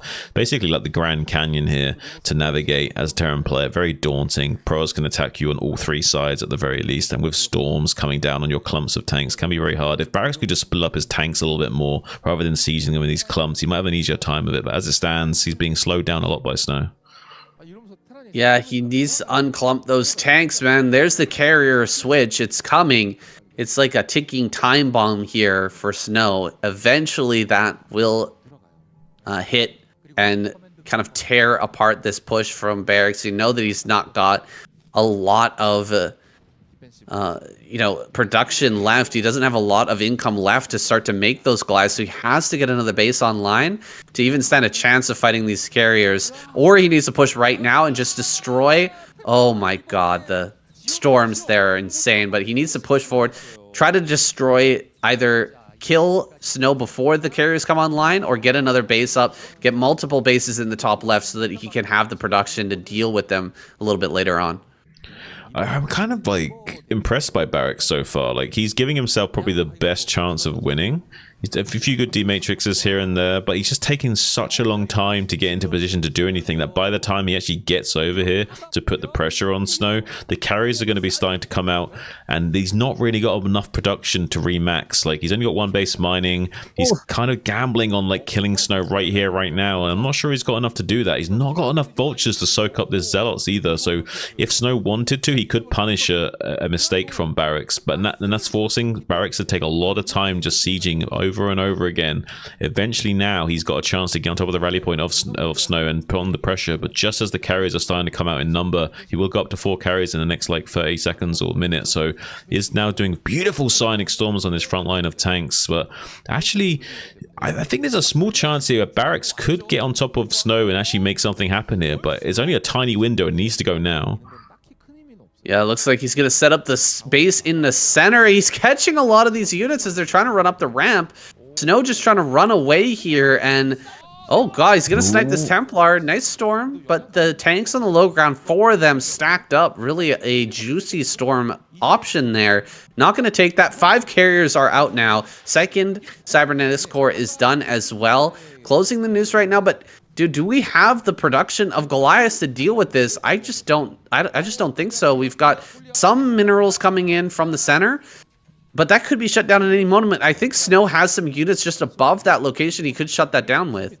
Yeah, I think this is a bit of a miscalculation here from Barracks. I think he should have gone a lot harder in this attack, because now he doesn't have the kind of a Goliath count to combat these carriers, whereas if he pushes it a little bit faster, maybe he gets on top of this just before these 5 carriers have came out and had time to build up an interceptor force. So now it's looking like Snow's going to start whittling down these Goliaths like one at a time and eventually put a clock on these tanks. And meanwhile, we have a little counterattack of Dragoons going out as well to pressure 9 o'clock. Well, I think that Snow has not realized that there's a base mining in the center, and those Goons could have killed that a long time ago and shut down that mining, which would have put him in a much better position. However, still, with the way that this game is going, I think Snow has a good advantage. The EMP on the carriers was really sick, though, and he's actually run up this ramp pretty efficiently. Getting up here with the Goliaths is not easy, but he almost snipes the carrier there. He forces them back. Dude, maybe some way, somehow, Barracks can pull something off here. This is getting a little bit wild. Yeah, it's a little bit wild, wild west right now. Q, Will Smith, and with these Dragoons finally discovering the center base, it's a little bit unfortunate because 2 tanks just arrived and sieged up, so now they can't really pressure the center base, and Barracks might just barely have enough trickle of minerals to overcome these carriers. He has whittled down 1, killed 1, and now another one's on red HP, so maybe if he can start to snipe through these carriers, he can do something. He doesn't really want to be focusing down the interceptors because there's a lot of mining bases for Snow, so whittling down the interceptor count's not going to help him out too much right now. He wants to kill the actual carriers. Wow, that's 9 carriers. Oh my days. How can you even deal with this as a Terran player? Like, this must feel like what you it must feel like if you go to the gates of heaven, this is what you have to do to earn your place in heaven, is beat God playing as Protoss. And this is kind of what it would seem like this unstoppable Protoss fleet just dominating you. This is so scary, man. I mean, he's gonna try and hold the center. He throws down another EMP, but it's fruitless here with this many carriers diving on top of everything, sniping all the tanks. He doesn't even need the ground army at this point. The Goliaths are not high enough in number to hold everything back, and some storms going down, but they're really unnecessary. GG. Barracks taps out. Snow takes that victory and takes the all-kill here. Wow. For this week of KCM. Another Protoss victory. Dude, the lineups from Protoss have been insane. But Snow, just him alone, seems to be enough. Yeah, Snow is like an all-kill kind of guy, like an all-star kind of guy, and he's taking home that like 2.4 million won, and making it look easy, honestly. Like it can't be stated enough. If this guy can figure out his PVZ, then we've got a Protoss flash in our hands, and I'm scared. I'm scared for the pro scene if he can figure out that matchup.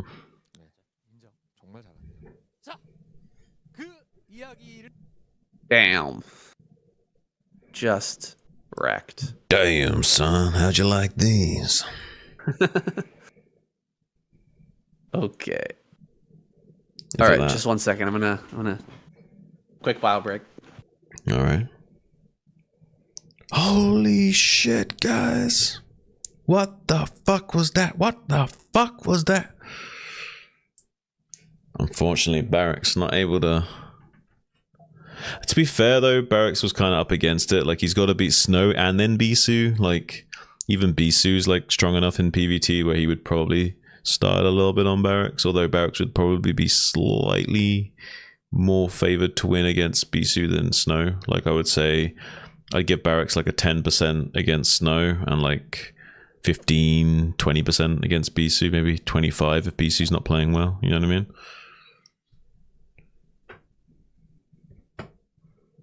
Actually, maybe 30% if Bisu's not playing well, because like Bisu's not like the strongest in PvT. I think Barracks could take him out. Actually, Bisu might make a few blunders, whereas Snow is much less likely to. And Bisu's kind of been styling a little bit in PvT lately, right? In the recent KCMs, like some really great arbiter control and fancy stuff.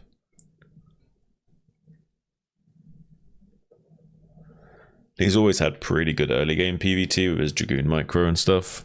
His task switching abilities pretty high level. It's almost snow level, where he's able to like do the micro sequencing as well as doing his build order and macro sequences at home. So he's pretty good at the spinning plates that you need to do in the early to mid game phase. Oh, fucking gnarly weak. Protoss just shooting off into the stratosphere as well. Crazy. It's nuts, man.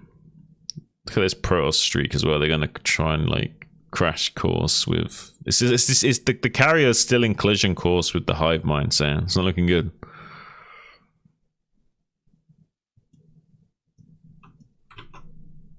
What is that carrier called? Gilantria something.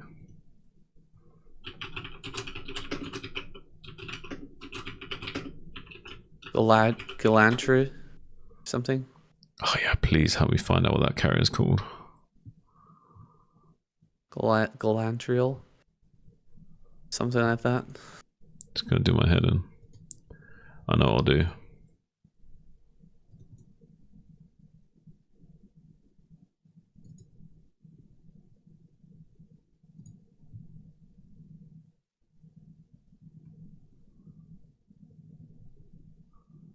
I have no idea where my Starcraft is installed to.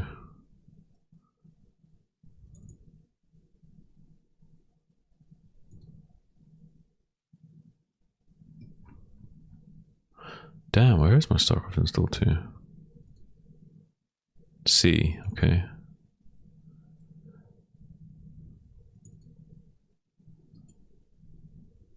I'm opening up the map editor, Sam. Gantrithor.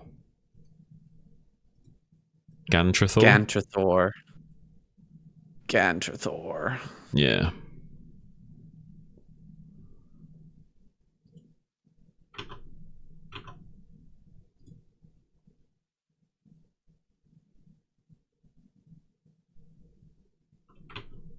Oh my god, welcome to the snow show.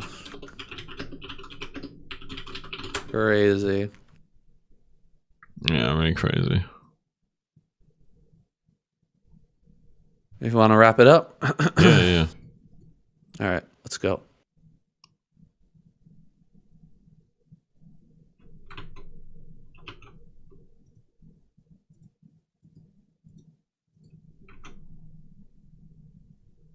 Well, consider my mind blown after this week. Number 5 gets completely hijacked by snow. I mean, he's turned this away from the KCM. This is now the snow show, man. Yeah, it's really starting to look like it. And the points are starting to reflect that as well. Just 3 for Zerg, 4 for Terran, and look at Protoss just blasting off into the stratosphere. I'm kind of speechless by like the Protoss' performance overall, and Snow in particular, and Gantrithor on collision course with that hive mind right now, looking insane, Sam. How will we be able to shut this down? I mean, if Protoss keeps bringing the lineups that they're bringing every week, I don't see how it's going to be possible. Like, where's the motives? Where's the, the other Protoss players that deserve to have a shot in the KCM? Like, when are we going to start bringing out the barracks of the Protoss race? When are we going to start bringing out the zealots of the Protoss race? It's a funny way to put it, but Zealot, the Zerg player, he's not exactly the best Zerg player in the world, and they're still putting him in the lineup, whereas it seems like an all-star line from Protoss every single week this season so far. Yeah, it's crazy.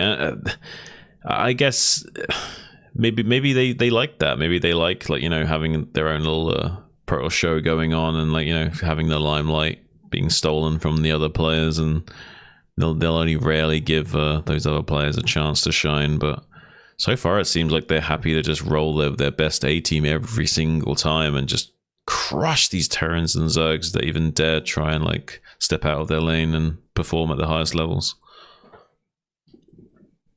Well, I hope to see effort again in the coming weeks here. I think it was awesome to have him in this lineup. He might be one of those players that can bring things back for the Zerg. They're sitting there at the 3rd place spot right now, but we need somebody who can take down some Protoss. Effort and hero.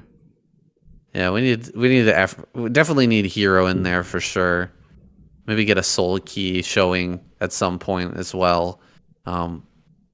Something needs to change here so that we can start to reverse the situation that we're in, where Protoss is so far ahead at this point, even that they might be a shoo-in for that finals slot, that seed to the finals of this season of KCM. I know it's a little early to call, but it's looking that way. And yeah, like I said, if they just continue with these lineups, it's pretty much in the bag at this point.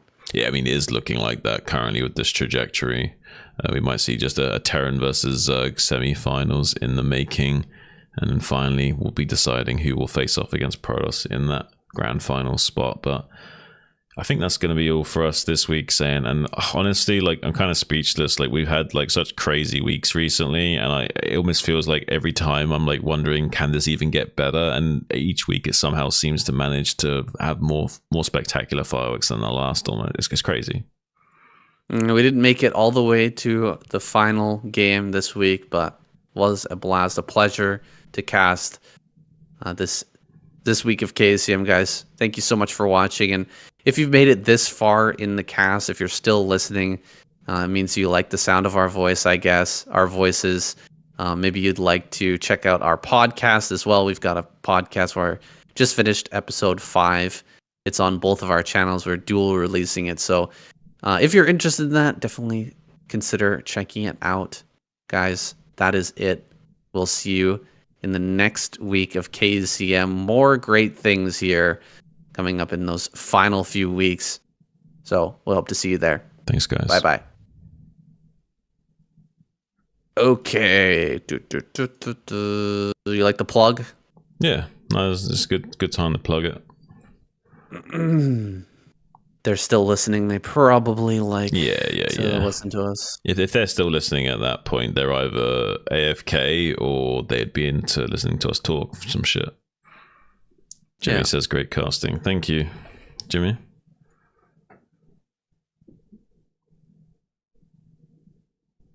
Yeah, and Jimmy says there's only one thing that can stop Snow right now, and that man's name is Flash. But unfortunately, Flash not going to be around to take back his crown. So it looks like Snow's going to be the usurper to steal the crown and, you know, have it dance on the stage a little bit until someone can topple him. Yeah. Man, it really looks like he's gonna... I can't believe, like... Dude, it really looks like he's gonna become that guy, you know? He does have that sense of like magic about him, you know what I mean? Like he's on that Broodwar level almost. Like he's just on the cusp. Like if he can just push it a little bit more, like he's just there. Scary to think about.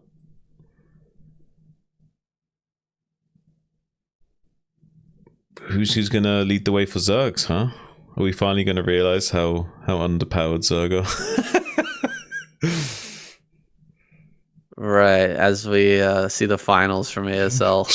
No spoilers. I was trying to obfuscate the situation. That's why I was laughing. Us poor Zergs, you know. Throw us a bone. Yeah, damn, man. Why are Protoss so OP? Yeah. I thought that it was going to be like a PvP finals in ASL this season with how strong they are in KCM and how Protoss favorite I think the map pool is right now. ASL is a different beast though, different format, different structure, different vibe. Yeah, especially performing live on stage, completely different. Someone like Snow is much more likely to choke at these live events, but give him more experience, give him more time to develop his mental game, and I'm sure he'll start performing more consistently at those live events. And then we will see the dreaded Protoss Flash once he gets that mental game figured out. True. I think you're right. Can't wait to see it. Well, if he goes the way of Mini, then he's in trouble, right? If he starts to become more emotional. But if he does stay more mechanically focused and non-reactive, then holy shit, could he be a force to be reckoned with at these live events as well. Absolutely. Yeah. I'm pumped to see what we see out of some of these players in the future. I would love to see Effort make a really big splash in the scene again. I know he's not performing at his A game right now, but even now, while he's like been injured, not been playing much, you can see how well he performs. It's gnarly. It's gnarly. These guys are scary good. It's exciting to watch them play.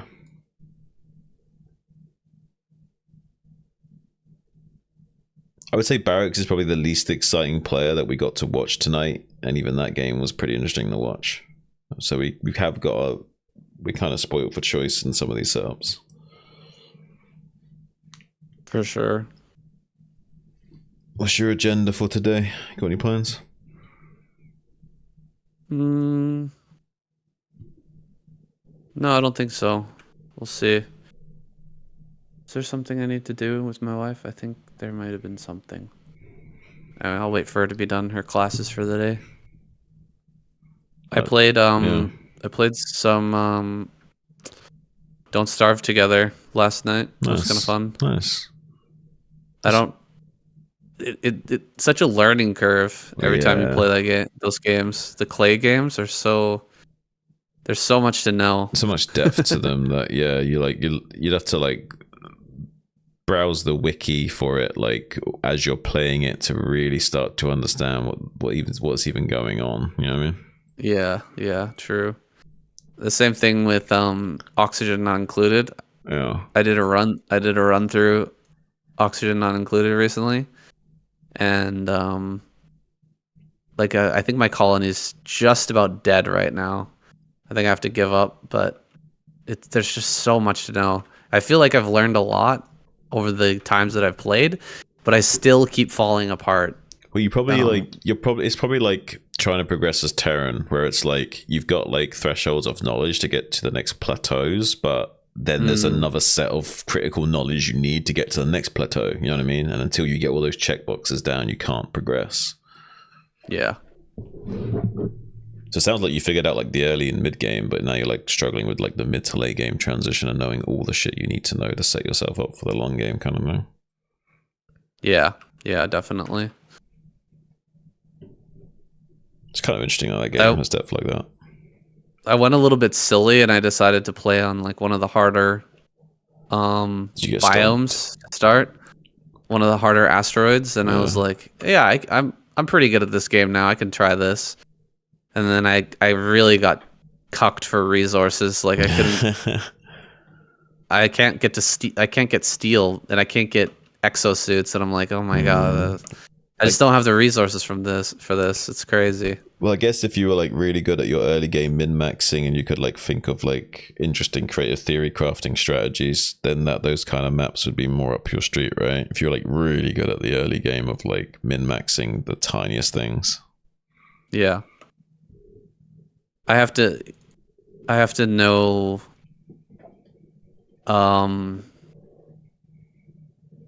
also what worlds have certain resources, because I was able to get to space travel and get to another asteroid, and I was able to set up another base on that asteroid, but then that base also didn't have the resources that I need. So I'm like micromanaging 3 different worlds at the same time, and none of them have the resource that I need, and I'm like, yeah, that's pretty crazy. Fuck. I wonder if it's like like you need to know the map as well to like kind of know how to attack the map. It's in terms of like where you set up your bases and how you expand outwards and when you expand outwards and this kind of thing. Yeah. kind of like a build on like a map that you know in StarCraft, where you kind of got it like how you're gonna like you got the base design kind of in your head already. You know what I mean? Mm-hmm. Something like that. I don't know what I need, but if it's such a learning curve, man. Yeah, that's just clay games for you, though. Yeah. Very fun though. I really enjoy them so much. It's almost like I guess like when you get to those harder difficulties, it becomes more of a puzzle game, right? Because essentially you're trying to solve puzzles at the end of the day. Yeah, exactly. And that's when the intrigue starts, because now you have to really think to overcome those challenges. That's right.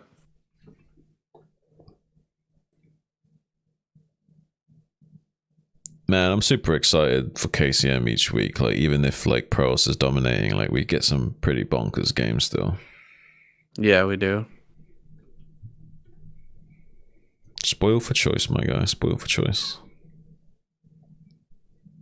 Truly spoiled for choice. Do you know, like, even though mine like really smashed Zealot, like there was a few steps where I was actually worried for mine still, because like you got one of the Valk sniped, and that keeps the window open for Zealot. Like as long as he's killing the Valkyries one at a time. The only thing he did badly was he gambled on sniping the second Valkyrie with his muters. Like he wanted to be as efficient as possible and not make a second set of Scourge early. Like he wanted to snipe one with Scourge and kill the other with muters to be as optimal as possible, to like give himself the best chance at winning. But because he didn't have the opportunity to snipe that Valkyrie easily, then it like spirals out of control and he dies. But there's a tiny window where if mine makes one mistake, he still loses. It's crazy how powerful 2H Mutant all-in can be when you make that many turrets. Mm-hmm.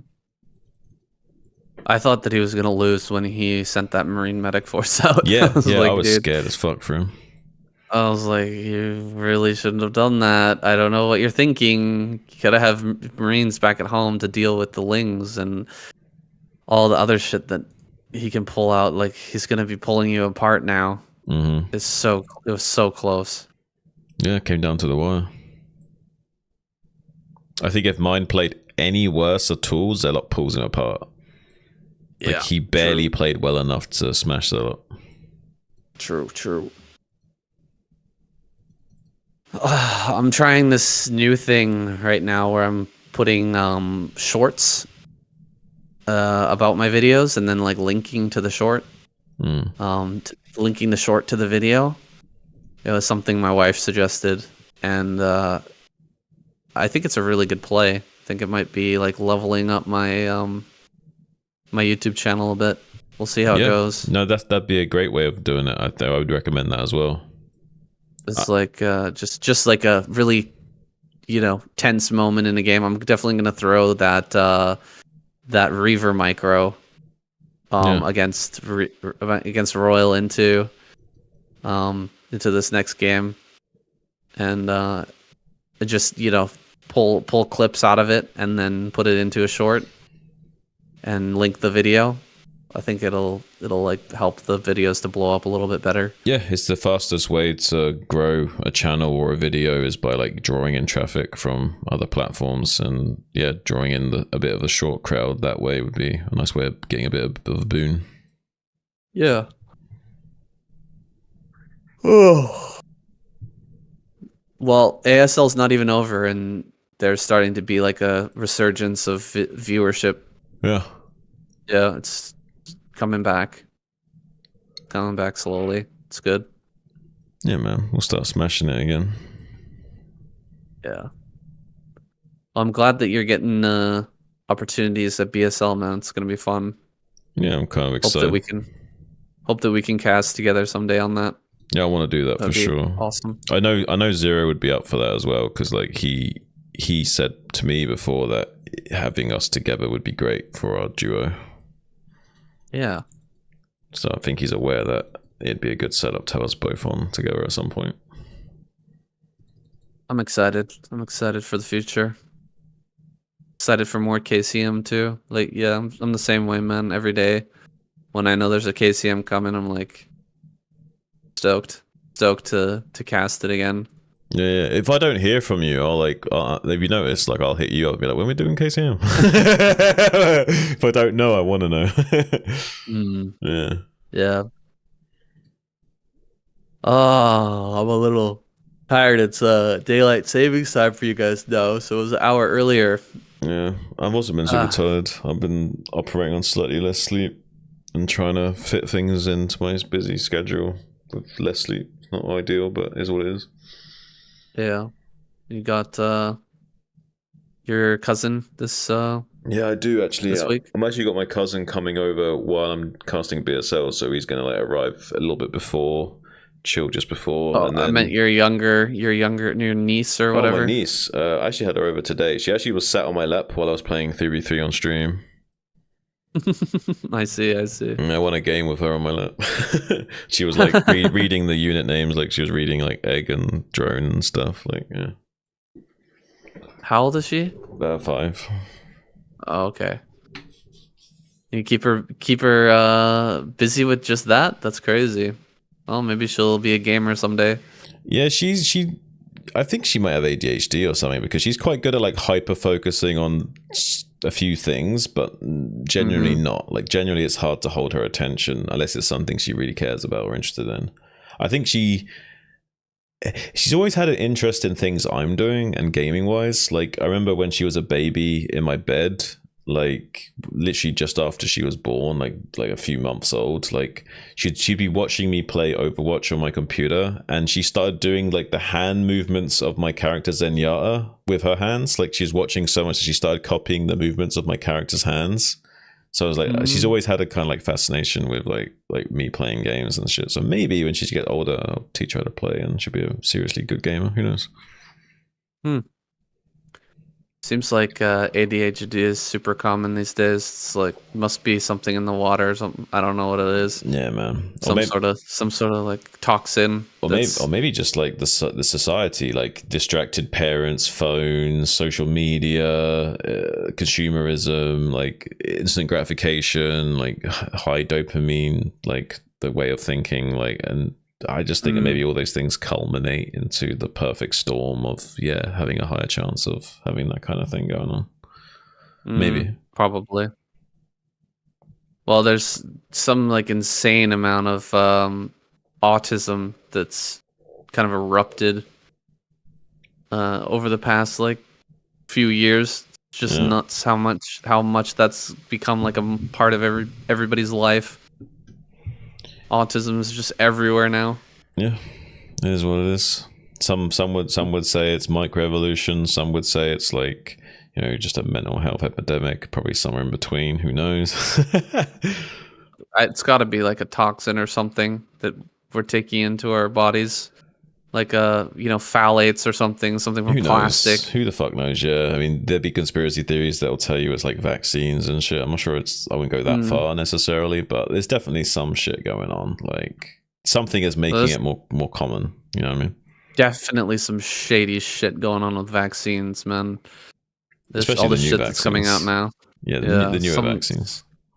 The new shit that's coming out. Oh my god! Like the information that we're finding out now about. Oh, dude, I can't even get into it, man. Kind of like confirms my suspicions about it, though. I had my doubts right from the get go.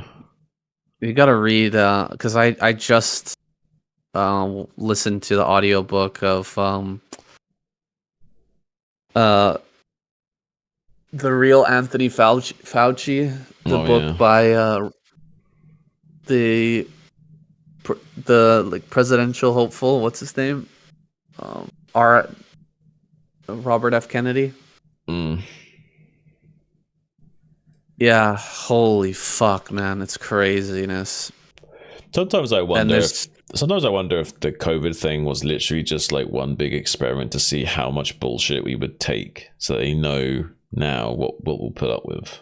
You know what I mean? Like, I think they were. If that's the case, I think they were shocked by how much people put up with. That's what I'm saying. And now crazy. they know. And now they know just how easily fucked we are. Yeah, how much shit we'll put up with, and how much, people how scared people are. Yeah, they how got easily scared people are. They got a good dial in on people, I think. After that, they like the amount of like data that they could scrape from that event alone would probably like be valuable in and of itself to divide and rule. You know what I mean? Mm-hmm. Yeah. And we're seeing that trend more and more now. Look how divisive everything is right now. It's even more charged than it was before the pandemic, and it was charged before. Yeah. It's wild. It was charged before, yeah. Like, think about like Trump presidency. Yeah. People were freaking out all the time, and now it's like 5 times worse. Yeah, man, it's like they've ramped it up to Kaioken. It's like we had what we had before, and now they're like on Kaioken times 10 on us, and it's like the same shit but even more intense. Crazy, yeah. I don't know what to make of it, honestly. Strange times to be living. Yeah, for sure. Definitely check out that book, man, if you have time. The audiobook It's of fucking it, yeah. crazy. Yeah.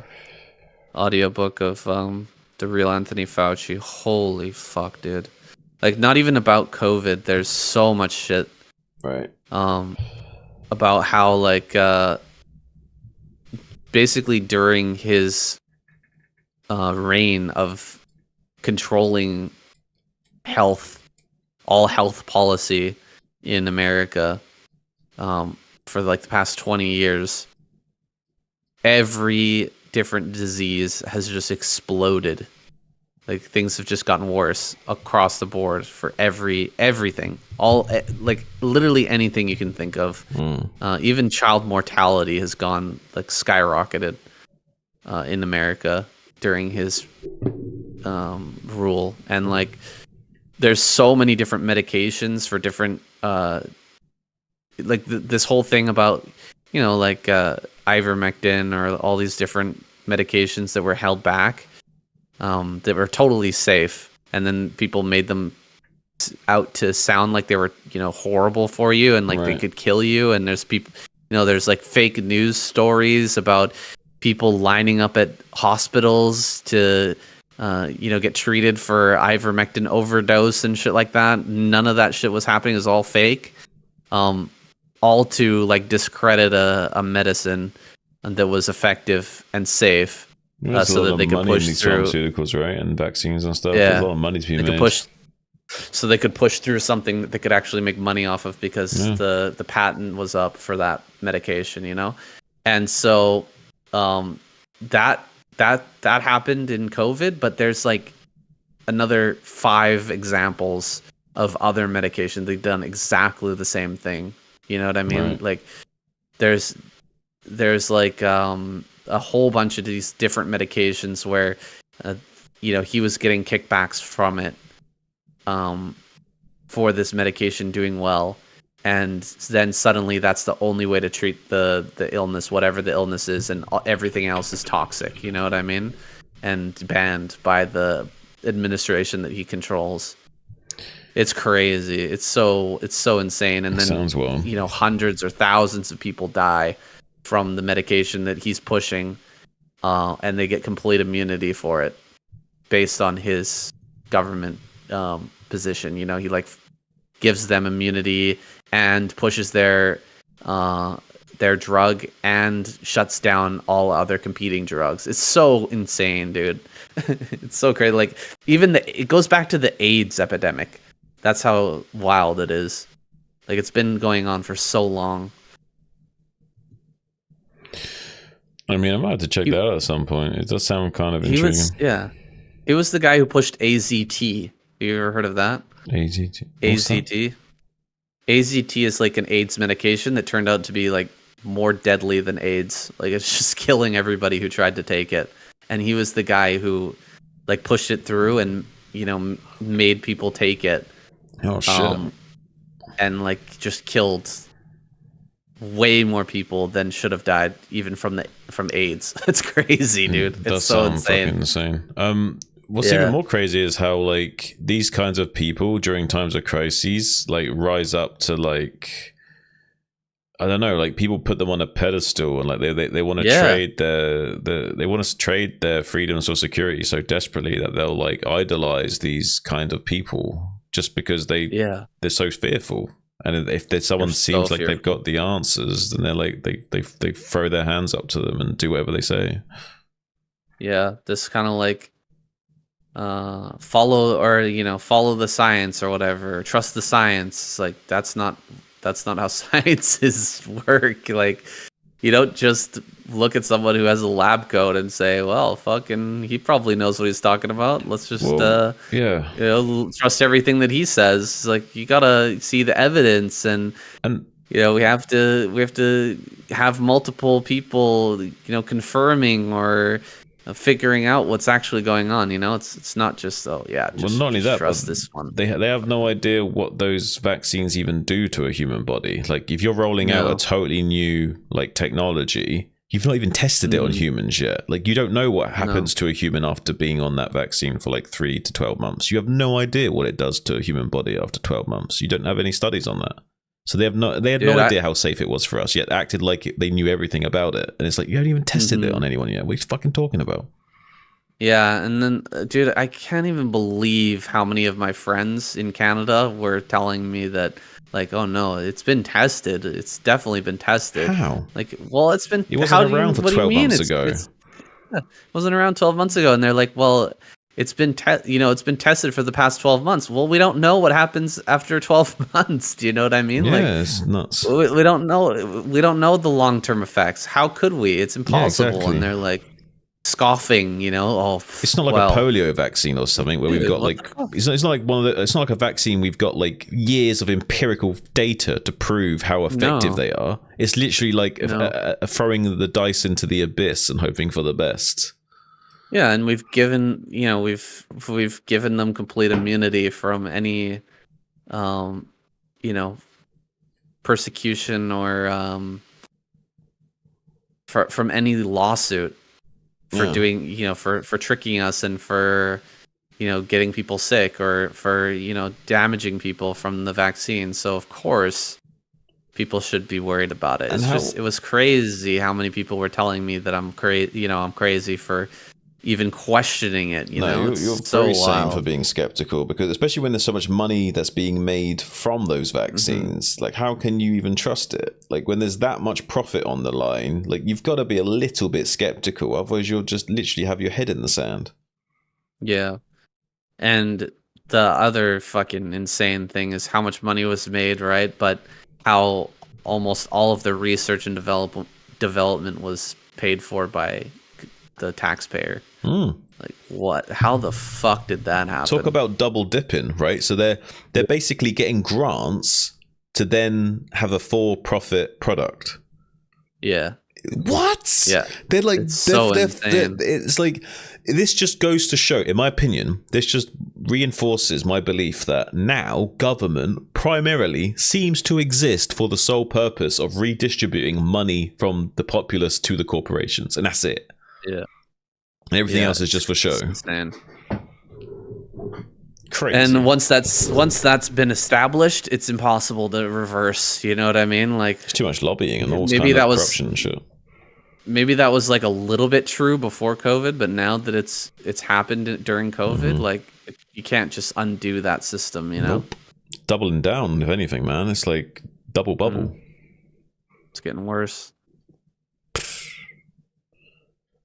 I mean, I almost feel like you have to detach from it. I feel like if you have any kind of emotional investment in this shit whatsoever, you're fucked psychologically. Like the amount of stress some people probably feel. Anyone that's involved in like the political sphere or like socioeconomics or anything like that on any kind of emotional level where you have an attachment and you like have some sort of investment to the outcome, I feel like you're fucked psychologically. Like I feel like you can't really get your head around it and not be fucked up if you care about it.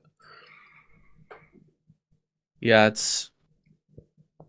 you can't let it affect you. Things that you can't control, right? It's totally outside of your control. So you have to do a George Carlin approach and just take a front row seat with some popcorn, because there's what else you can do.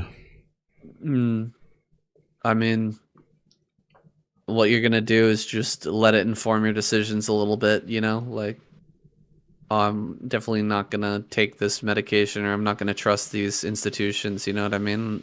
Yeah. When they say something, I need to double check it. At least know that.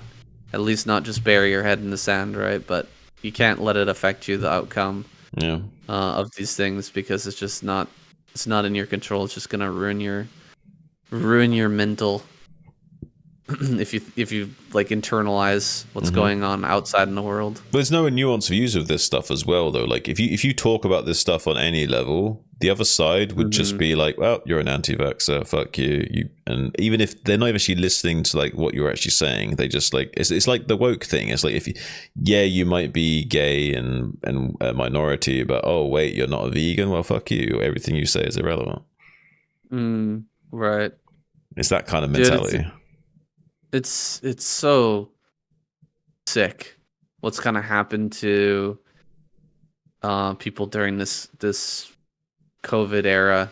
Is like people have let go of rational discussion to such a degree. It's it's the downfall of society, man. It's psycho. It's crazy land. It's everyone is literally everyone has their own subjective reality, of course, but we're now living in total fucking Narnia, where people have these like massive echo chambers, which I thought were going to be mainly isolated to like internet forums and social media platforms. I thought it was going to be isolated to like Twitter and Facebook, these kinds of echo chambers, right? And like say what you see in your algorithms in terms of like what videos pop up and whatnot. But it actually seems to like be like migrating out into the real world in ways which I didn't think were possible, at least at this unprecedented speed. But I think that's because of the pandemic. The pandemic, like we were just talking about, is basically accelerated all this shit. It's like the pandemic is to what we're seeing in the world now as humans are to global warming. Like humans are accelerating that process. And the pandemic has accelerated this process. Like we already were on this trajectory. It's just the pandemic has much more quickened that timeline.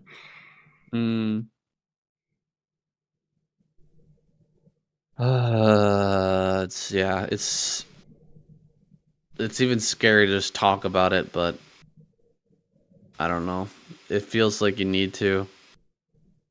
I think it's good. It feels like you need to talk about it. Yeah. I feel just like put it out. If you don't, I feel like that's part of the problem, is that no one does talk about it, and that's the part of the problem is that there isn't that open discussion, nuanced conversation, and whatever. Yeah, it's crazy. I think the worst thing that came out of the pandemic, man, was actually the kind of like destruction of the doctoring profession as it once was, because throughout all of American history, and throughout like the history of modern medicine, like the main thing that has been like a pillar of just modern medicine in general is that there's like the doctor-patient relationship, where literally like the only thing the doctor is tasked to do is just help you. You know what I mean? Just don't do any harm, right? And in that respect, like they're able to recommend to you any form of care which they feel like might help you. Do you know what I mean? Yeah. So it's like they look at all the information, the doctor looks at all the information, they look at you, they assess you, and then they decide like, I'm going to recommend this thing. Do you know what I mean? Yeah. And they, throughout, like I said, all of medical, like modern medical history, they've been able to do that unhindered. You know, they're just, okay, this is what I think is good. This is what I think is bad. This is your situation. Here you go. Try this thing, right? Yeah. And during COVID, they were not allowed to do that. In places like Canada, my home country, we had these, systematic destruction of doctors who tried these different treatments. Like they were recommending, say, ivermectin or something like that, and they are like disbarred and removed. You know what I mean? From the medical establishment, like kicked out, lose your license, never allowed to practice medicine again because you prescribe something that is, not harmful, and might help. You know what I mean? There's some evidence that it helps. It's a brand new virus. Nobody knows what the situation is exactly, right?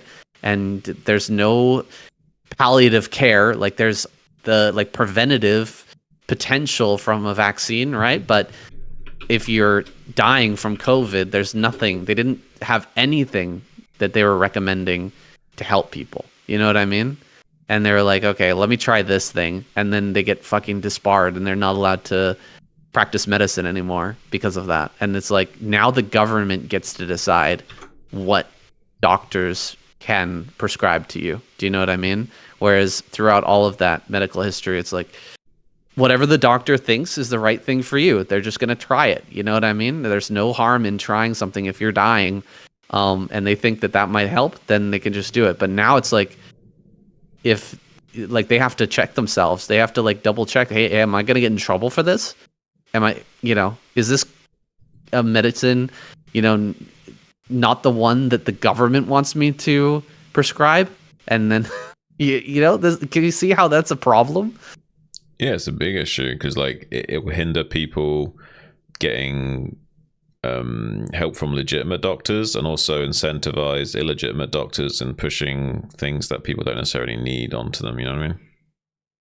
It's terrible, man. There's already a terrible health crisis in the world, especially in the US and Canada and other Western countries. Like people are just dying like crazy. Like the life expectancy is going down in a lot of these countries because of this shit. And now they're gonna make it even fucking worse, like by basically putting handcuffs on doctors and not allowing them to just prescribe what they think might actually help people. Fucking crazy, man. It's so insane. It is insane. I mean, there's not really anything that can be done about it as well, like unless you completely overhaul the medical healthcare system in America, which is not going to be happening anytime soon. Well, not anytime soon, that's for sure.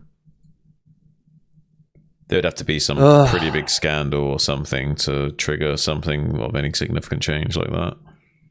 Yeah, it's true. I mean, there's already such a scandal right now with COVID, but so many people just have their heads buried. They're not even looking at it. The waters are muddy enough, you know what I mean? Yeah. I mean, it's intentionally that way, right? Yeah, and there's a lot of like propaganda where it's when there's, the way disinformation works is you put out conspiracy theories against yourself. So like, say there'll be people incentivized to make up, say, anti-vaccine conspiracy theories saying about like vaccines do this crazy thing, but really it's like controlled opposition. It's like trying to come up with something crazy to make the thing that's more plausible also seem crazy in comparison. Does that make sense? So that's what they're trying to do. They're trying to like, so everyone that says something skeptical about the vaccines, then you put that all into the same branch of, oh, it's that fucking crazy conspiracy theory way of thinking. Again, I've heard that sort of shit before because they've been exposed to the other stuff that is actually a bit more crazy and woo-woo. Right. But that's controlled disinformation. That's muddying the waters on purpose. Yeah. Yeah. That's how disinformation works. Like if there's a conspiracy theory out there, 9 of them will be bullshit and 1 of them might be real, but the 8 of the 9 that are bullshit aren't usually made by like you and me. They're made by actual people whose job it is to create disinformation, to muddy the waters, so that there's too many conspiracy theories for you to follow to even know what is true and what isn't.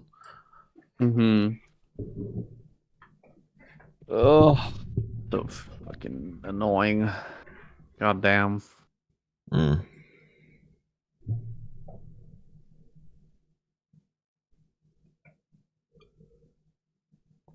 then you've got the useful idiots where if there's someone with like a pretty reasonable platform, they'll sometimes even like mislead that guy and like confirm his bullshit to make him feel like he's more validated, so he goes even harder on that disinformation. So like they also use people in those spheres as tools, so they'll like really fucking be attacking on all angles.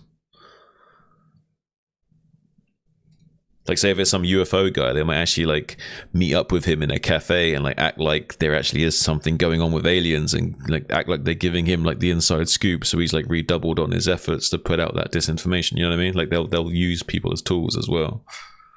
Right. Oh my gosh. I think I found the dude. This moment, this fucking snow moment is so fucking good, dude. Go on. for a short. For the shorts, man. Yeah. Oh my god, it's gonna be fucking classic.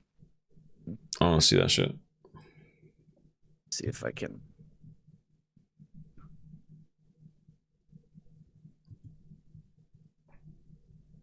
I'm gonna.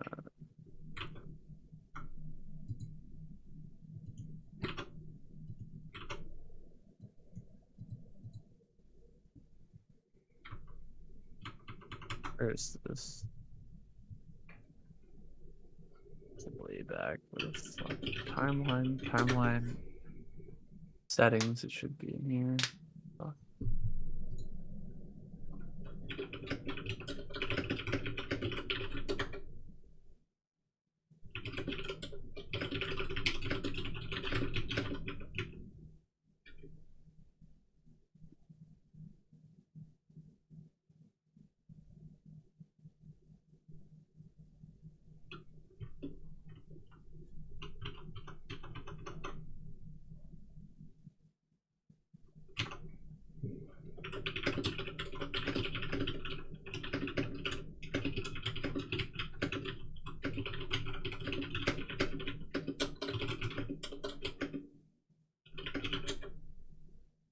What the fuck? Spicy is asking me to help him with something on Helldivers. I have no idea what he possibly needs help with. Spicy? Yeah. Love Snows, brother. Gotcha. Challenge mission.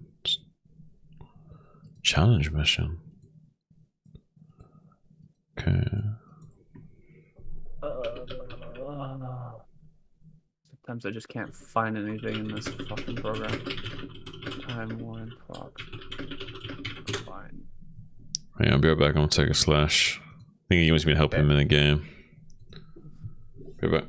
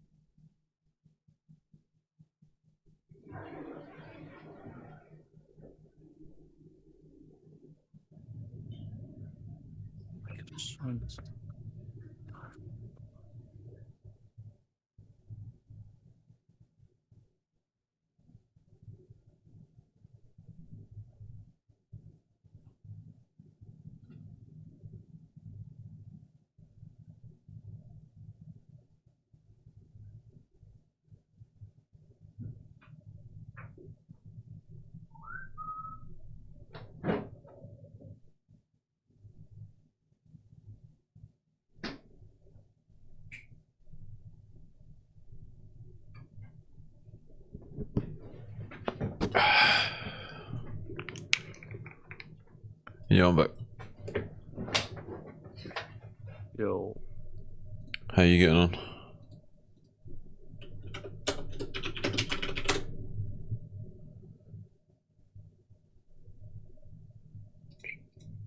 I don't know how I can't fucking find this. This is crazy. I'm trying to remember how to make a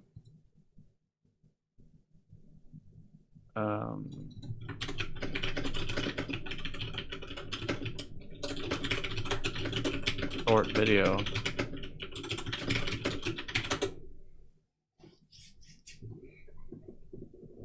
How the hell did I make a shorts video?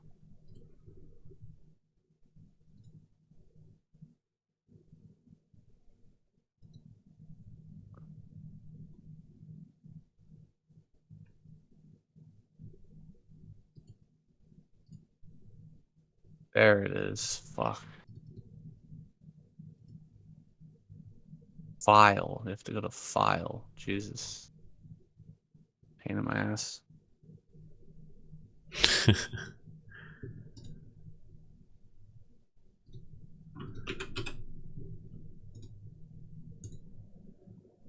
have to dive into hell to help Spicy out.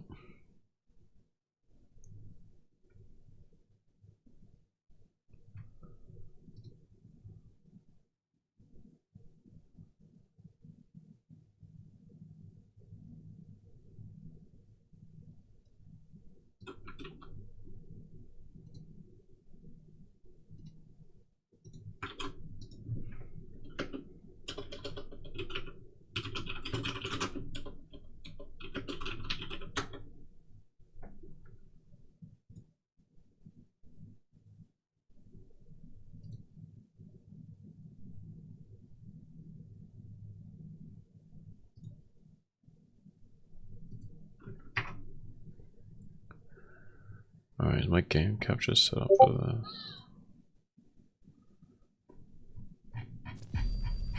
Yes, it is.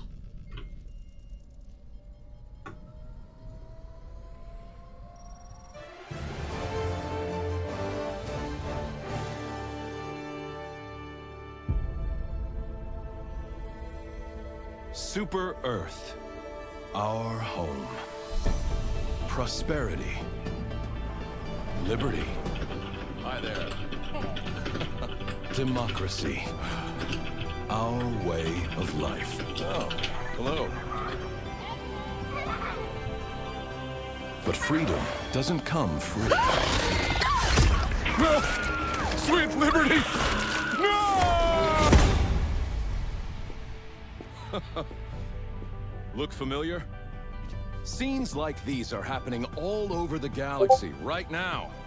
You could be Yes, Spicy. That is, unless you make the most important decision of your life. Prove to yourself that you have the strength and the courage to be free. Join the Helldivers. Become part of an elite peacekeeping force. See exotic new life forms. And spread managed democracy throughout the galaxy. Become a hero. Become a legend. Become a Helldiver.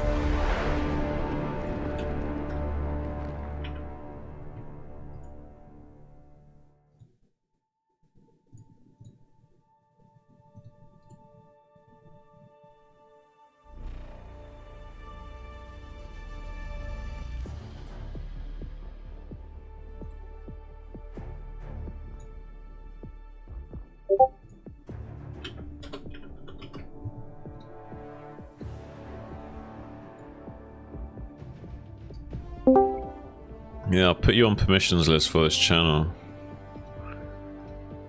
Maybe that'll help Spicy.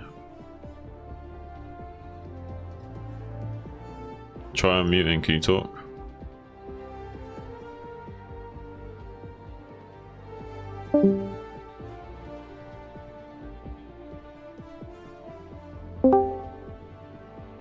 Yo. There we go.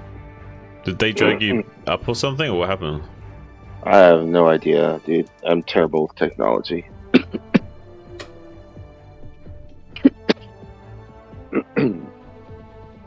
Alright, man. Well, either way, what's up, my guy? Good, champ. How are you doing? Yeah, I'm chilling, killing. Just finished casting KCM with my main man saying here. Nice. Saiyan knows Love Snow too. In fact, I met Saiyan through Love Snow. Oh, really? Yeah. The dots are connecting. Yeah. You see that? You still there, say? Samson. I think you might be AFK or doing something. Yeah. I'm here. I'm just editing. Sorry. No worries, no worries. You do, man. Then, did you not met Spicy before then? Yeah, I've met Spicy before. Oh, okay. Yeah. Played a little bit. Okay, fair. We played some Bloodbath. Oh yeah, you did. I remember now. You played against him. I remember. Ages ago. I don't even Played remember with played some with Love Snow. Yeah, I remember back in that era when they were playing Bloodbath. You got Spicy to play a few times. That's what I play if I play Starcraft. The other map's too complicated. Alright, am I joining you? Yeah. And you're doing, what are you doing? Just Allied challenging. coordinates locked. I just want to finish this. What is the challenge? Destroy fuel reserves and Initiating stockpile ammunition. Allied destroyer has joined squadron. Do we have to do that on automatons, or? Yeah, because I wanted to finish this part of the planet. Alright.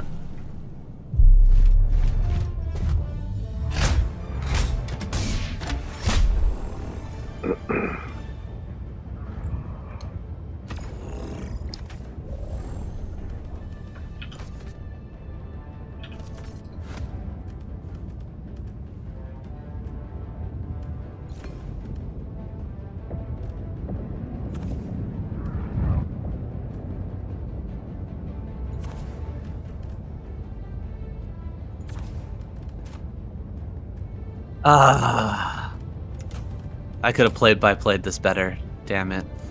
Launch initiated. It happens.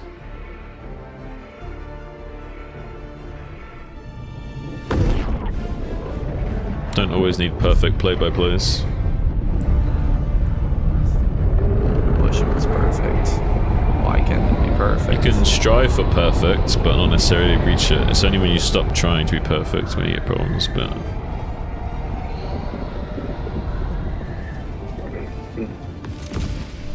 I need perfection. Wait a second. I need perfection at least in that moment. Would have been nice. Defend democracy at any cost.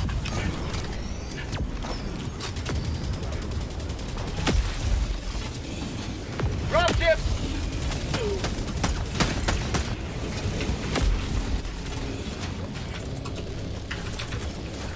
Requesting air support.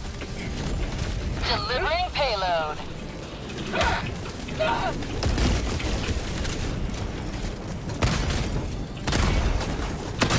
How'd you like to taste of freedom? Reloading!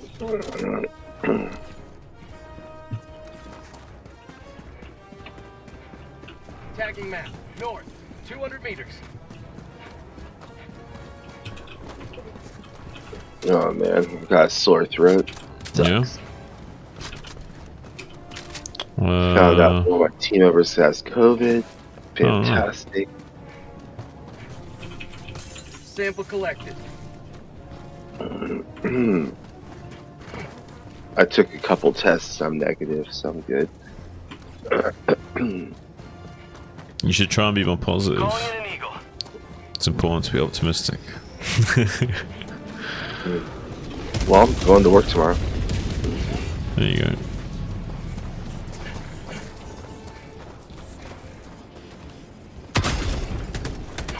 Ain't no fake news gonna stop me from going to work. Good.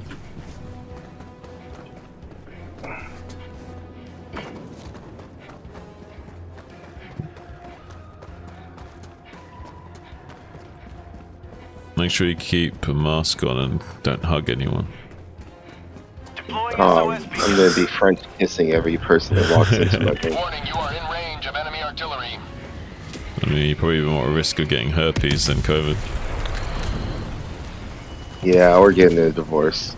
That too. Ow. Not today! Package acquired. Dropping package.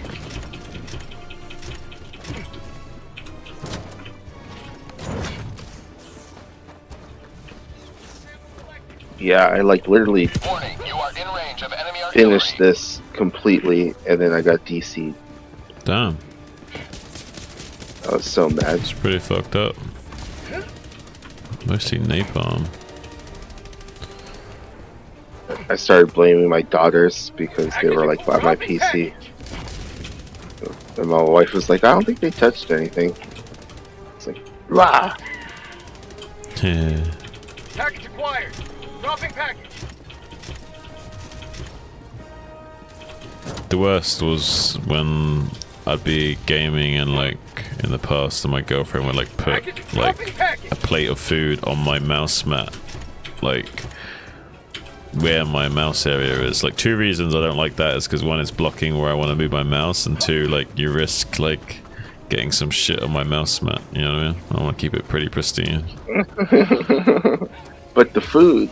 Yeah, but the food doesn't need to go on the mouse mat. It can go on the other side of the desk. You are in range of enemy artillery. Strategy. Placement is everything. Mm-hmm. Sending in an eagle. Coming in hot. Warning, you are in range of enemy artillery.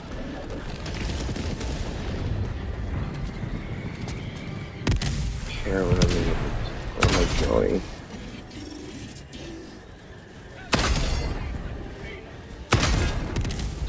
Warning, you are in range of enemy artillery. Requesting air support. Keep Liberty. Say hello. Warning, you are in range of enemy artillery.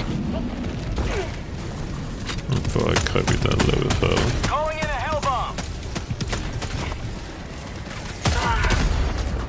I'm hit. Warning, you are in range of enemy artillery.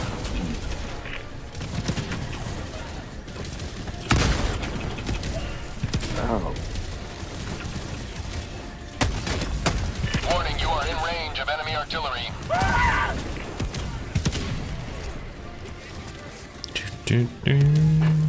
I'll deal the artillery.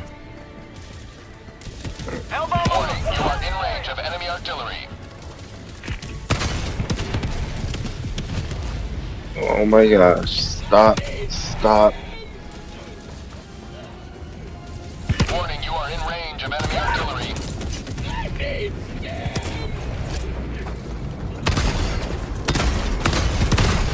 I have no health.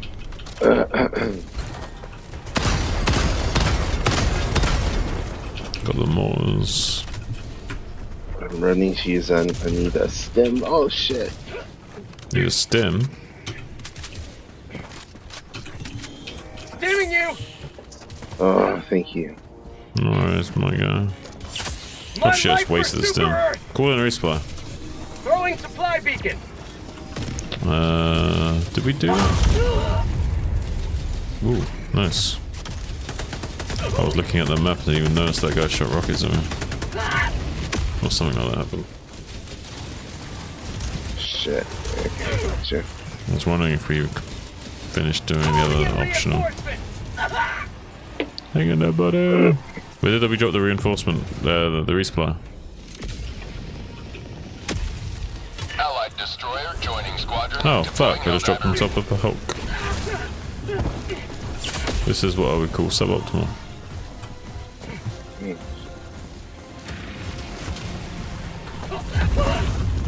That fucking was a perfectly timed jump. Holy shit.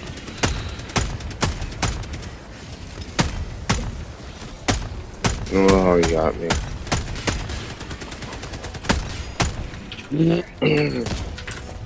Calling in reinforcements.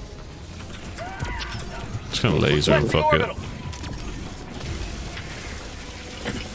Request approved. Deploying reinforcements. Well, what kind of Reporting to the front. Hush, man.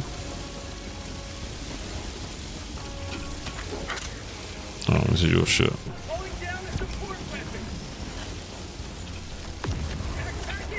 Wait, fuck.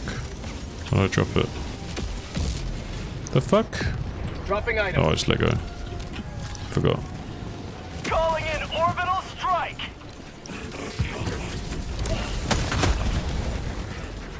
Requesting advanced weaponry.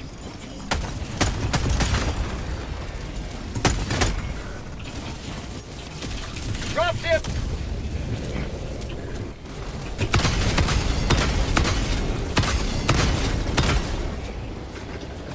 Reloading. So backpack there.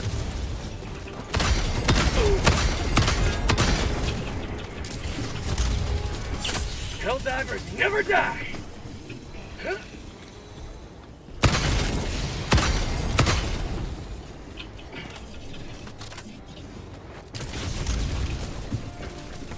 Tagging location, southwest.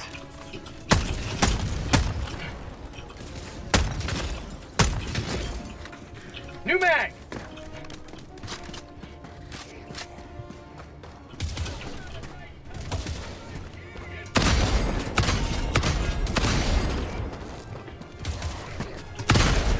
Reloading.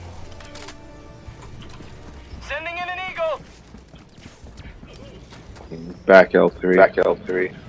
Allied destroyer joining squadron. Deploying Helldiver.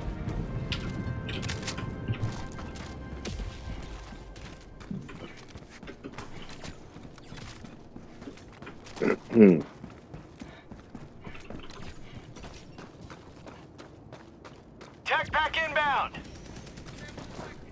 Requesting advanced weaponry.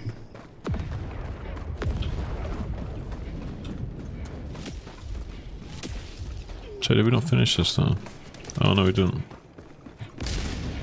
Package acquired. Dropping package. I was wondering why that was still up.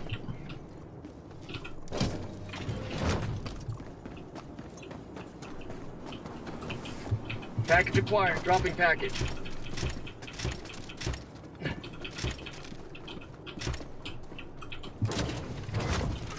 I'll handle the terminal. Tagging location. East.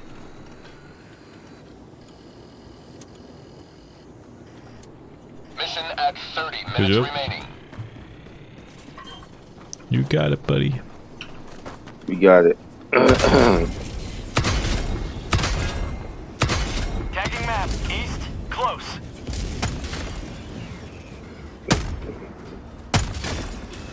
Yeah, I'm just doing this one. I'm gonna hop off. Passed out. No worries, man. Dropping a pin. East. On my position. Yeah, it's Helldivers, Jimmy. Mm-hmm.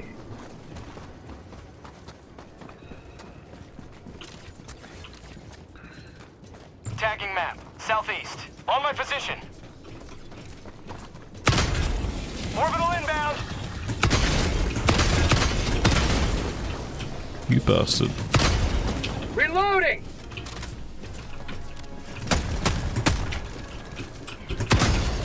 Oh shit.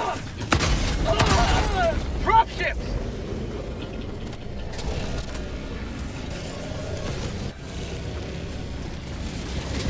Requesting air support.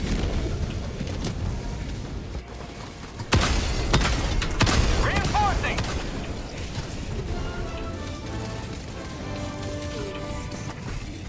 Making progress.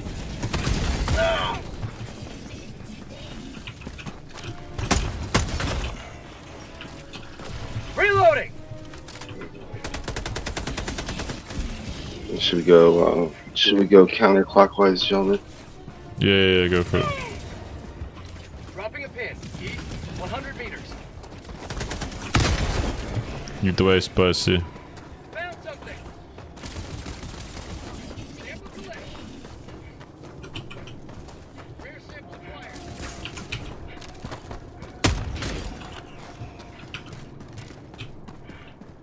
Marking location. Southwest. On my way. Engaging. I'll take it.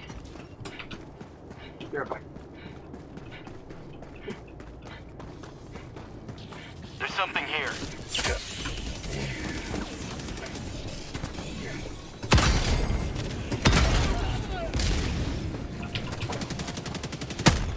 supplies.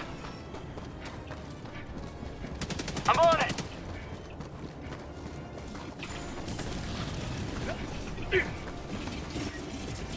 I'm on it.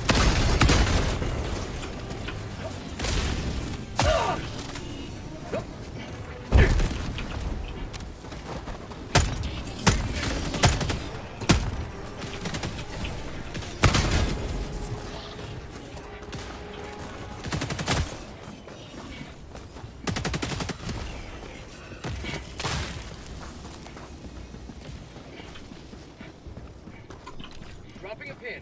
West. 100 meters.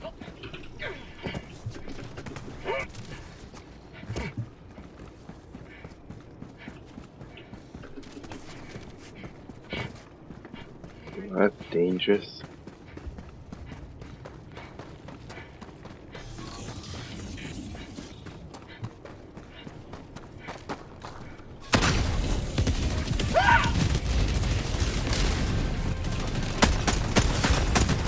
Mag's empty.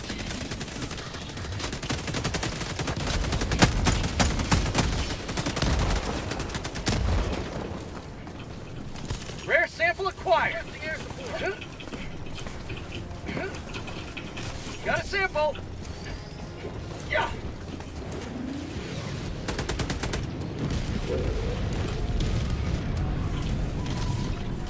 New mag. Mag's empty. Sending in an eagle. Sending in an eagle.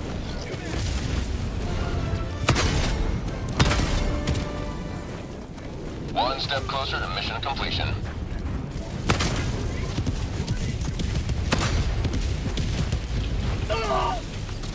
Drop ship. Sending in an eagle.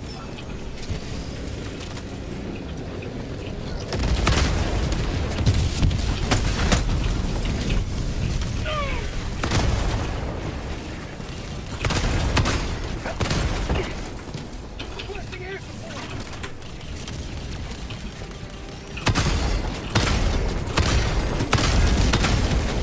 Reloading.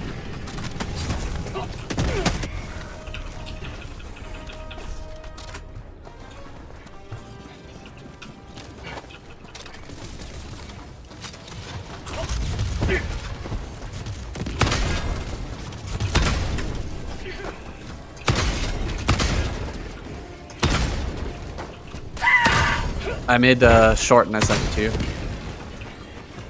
Nice. Reloading. Hang on, I'm mid map. I'll check out the game.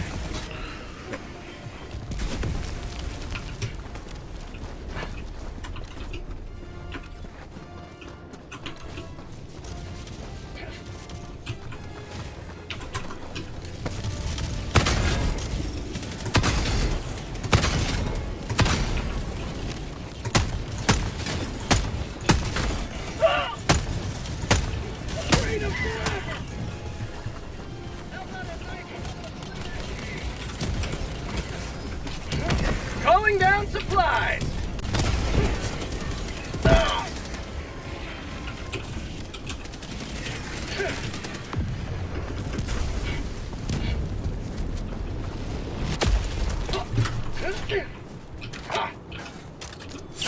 No pain, no freedom. Tagging map, southwest, 100 meters.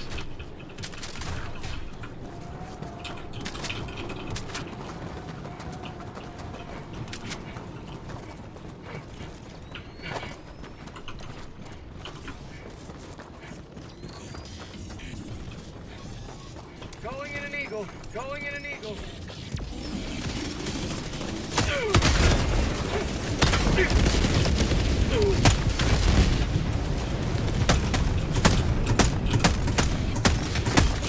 They close some browsers or something. Game feels really sluggy. Close all that shit Calling in a down. hellbomb. Close that You shit. gotta turn off that Oh, food Starcraft's network. still running. Holy shit, Starcraft's still running. That's not good. I'm running 2 games at the same time. And streaming. Well, that should be a little better. Run. Ran, Forrest, ran. Okay, Johnny.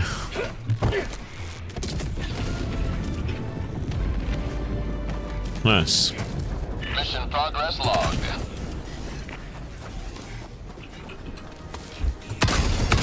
Found something! Fire in the hole! Requesting air support!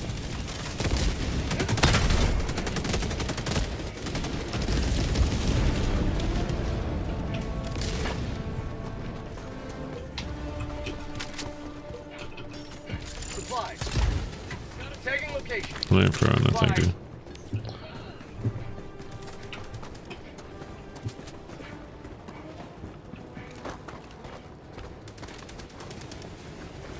Drop ships!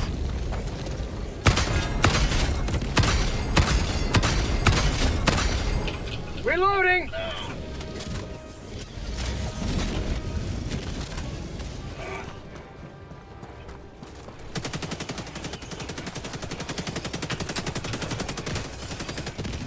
Requesting air support! Unleashing democracy. You man!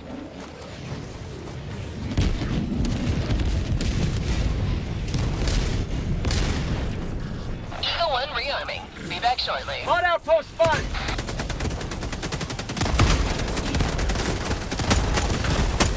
You man!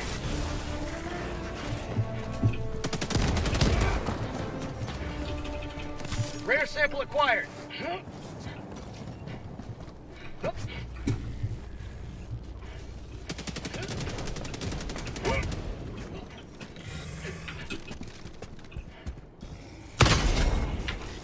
Hoorah.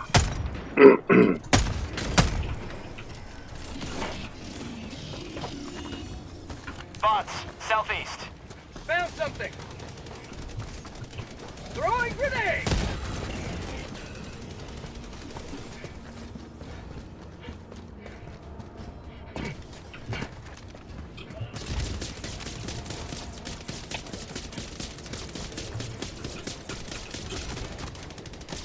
Oh man.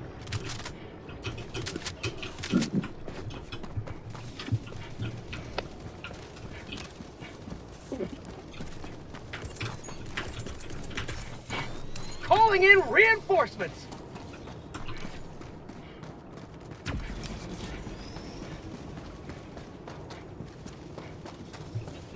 Request approved. Reinforcements have been launched.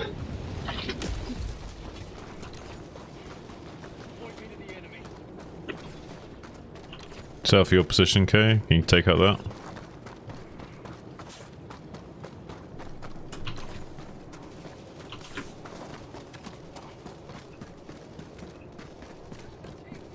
Calling down K4, you advised to take out that base to the south. Marking location, south.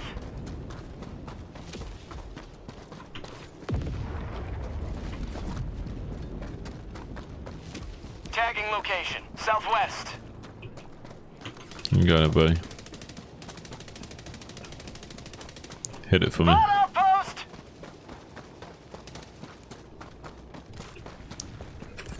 Sending in an eagle. Orbital inbound. Engaging orbital laser. Requesting orbital. Dropship. Mag's empty.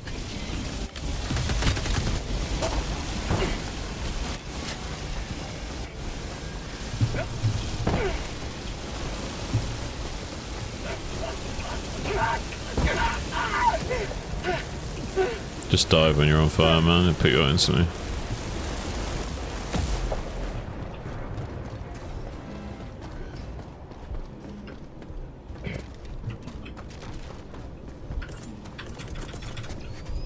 Sending in an eagle.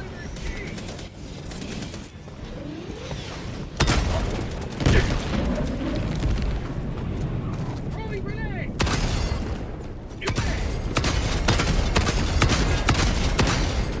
We need to nuke it? I guess we do. My first time doing this. Calling in a hell bomb.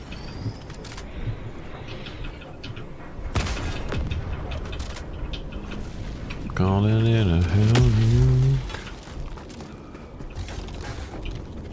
Engaging terminal. Hellbomb arm. Alright, Clear hell the area. puke is activated. Found something. Very nice.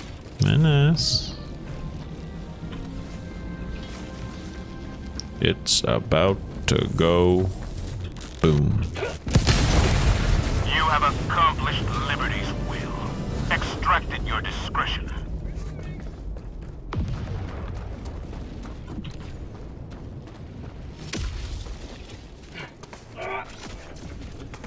Oh, I killed myself? Good job, buddy. You're a bigger, That's not bigger fair. danger to yourself than the enemy. Serious. Request approved. Deploying reinforcements.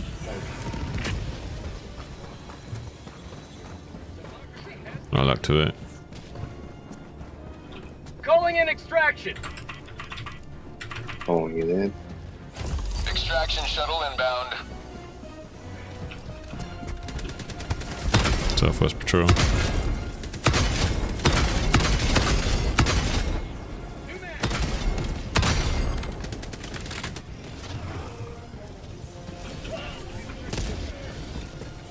For prosperity.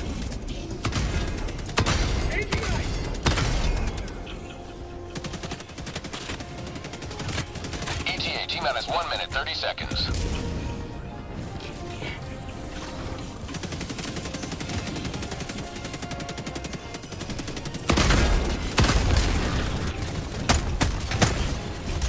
Changing ice.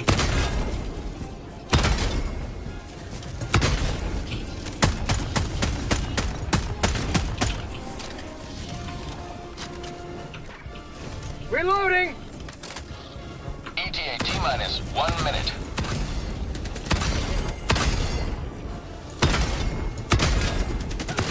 Taste of freedom.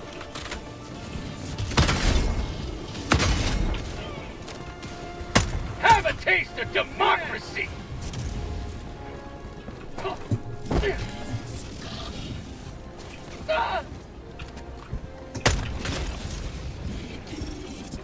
Found something. Requesting air support. ETA T-minus 30 seconds. Requesting orbital. ETA T-minus 20 seconds. Reloading. ETA T-minus 10 seconds. Oh, I still didn't make it. Sausage monkey. Pelican 1 Big arriving one. at coordinates. Requesting air support. Pelican 1 landing sequence initiated. Watch where you're standing. Give me reinforcement, Sure. so at least we could walk Calling in out together. reinforcements. Request approved. Reinforcements have been launched. Point me to the enemy.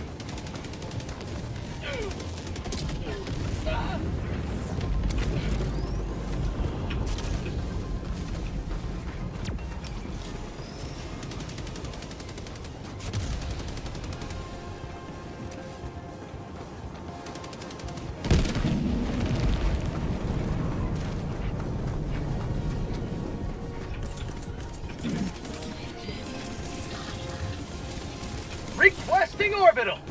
Engaging orbital laser. Sending in an eagle.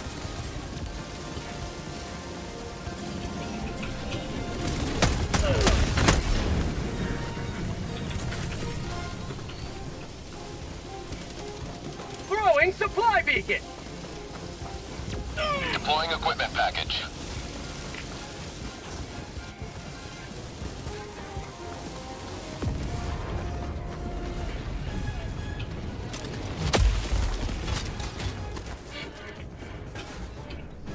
Liberty, my arm.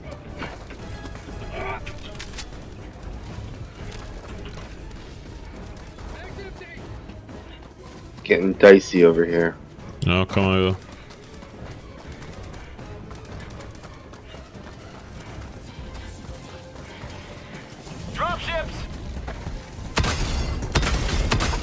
support. Reloading.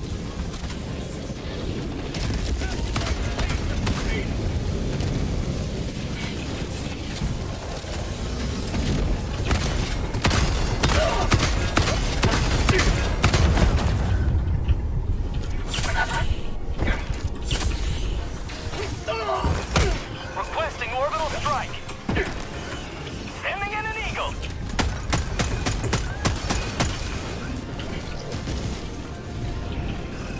Fire in the hole.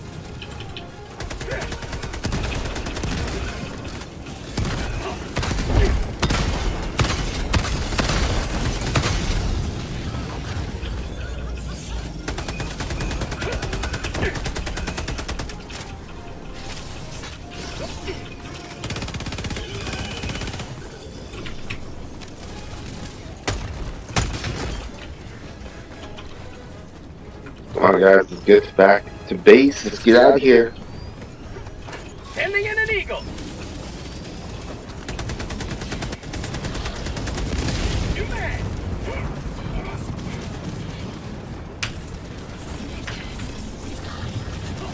Countdown initiated. Stand by for takeoff.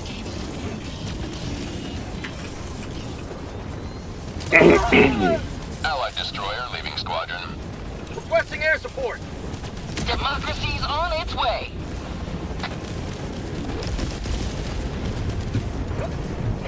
Extraction complete. Pelican 1 beginning ascent. Oh, Zen. What? You silly goose. Well, because the barrel roll into I saw you running around. Huh? I saw you running around out there. I was just chilling, you know. Using up some salaries, calling down some stratagems, making sure we're spending as much of the taxpayers' money as possible. Keeping the military-industrial complex alive and kicking. Just doing my job. Job well done. Outstanding patriotism. I do say so myself. America. America. Fuck yeah. Coming on down to save the motherfucking day, yeah. Alright, let me go check out this short Saiyan sent me.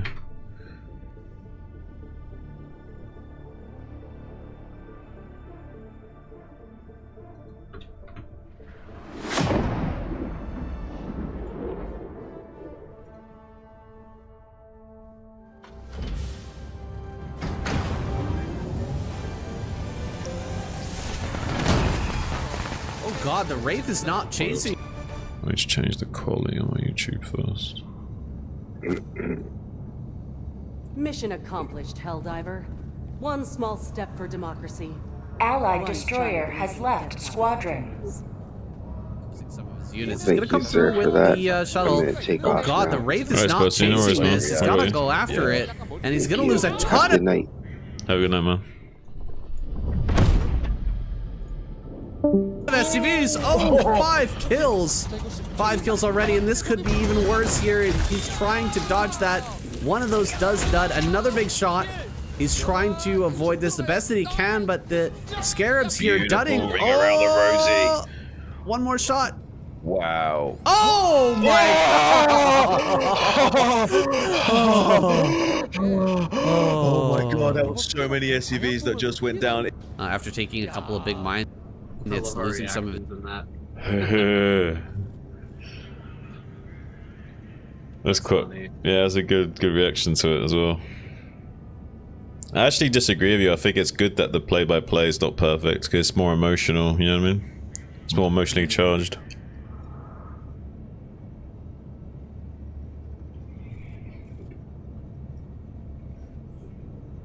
So much juking. Announcement Yeah. system test. Freedom. Democracy. Liberty. Independence. Manage democracy. Test complete. It was like, you know,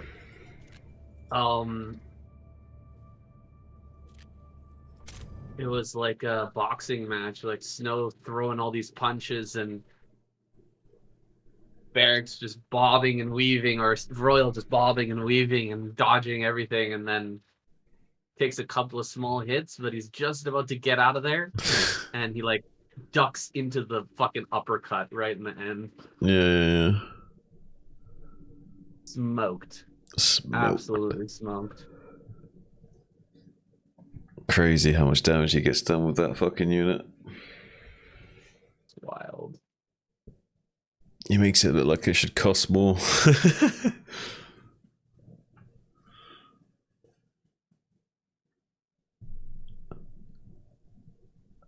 It really doesn't make sense how cheap it is, Wait, Tasteless uploaded a video 5 hours ago saying BlizzCon has officially been cancelled. Yeah, it has. I heard about shit. it. I didn't hear about that.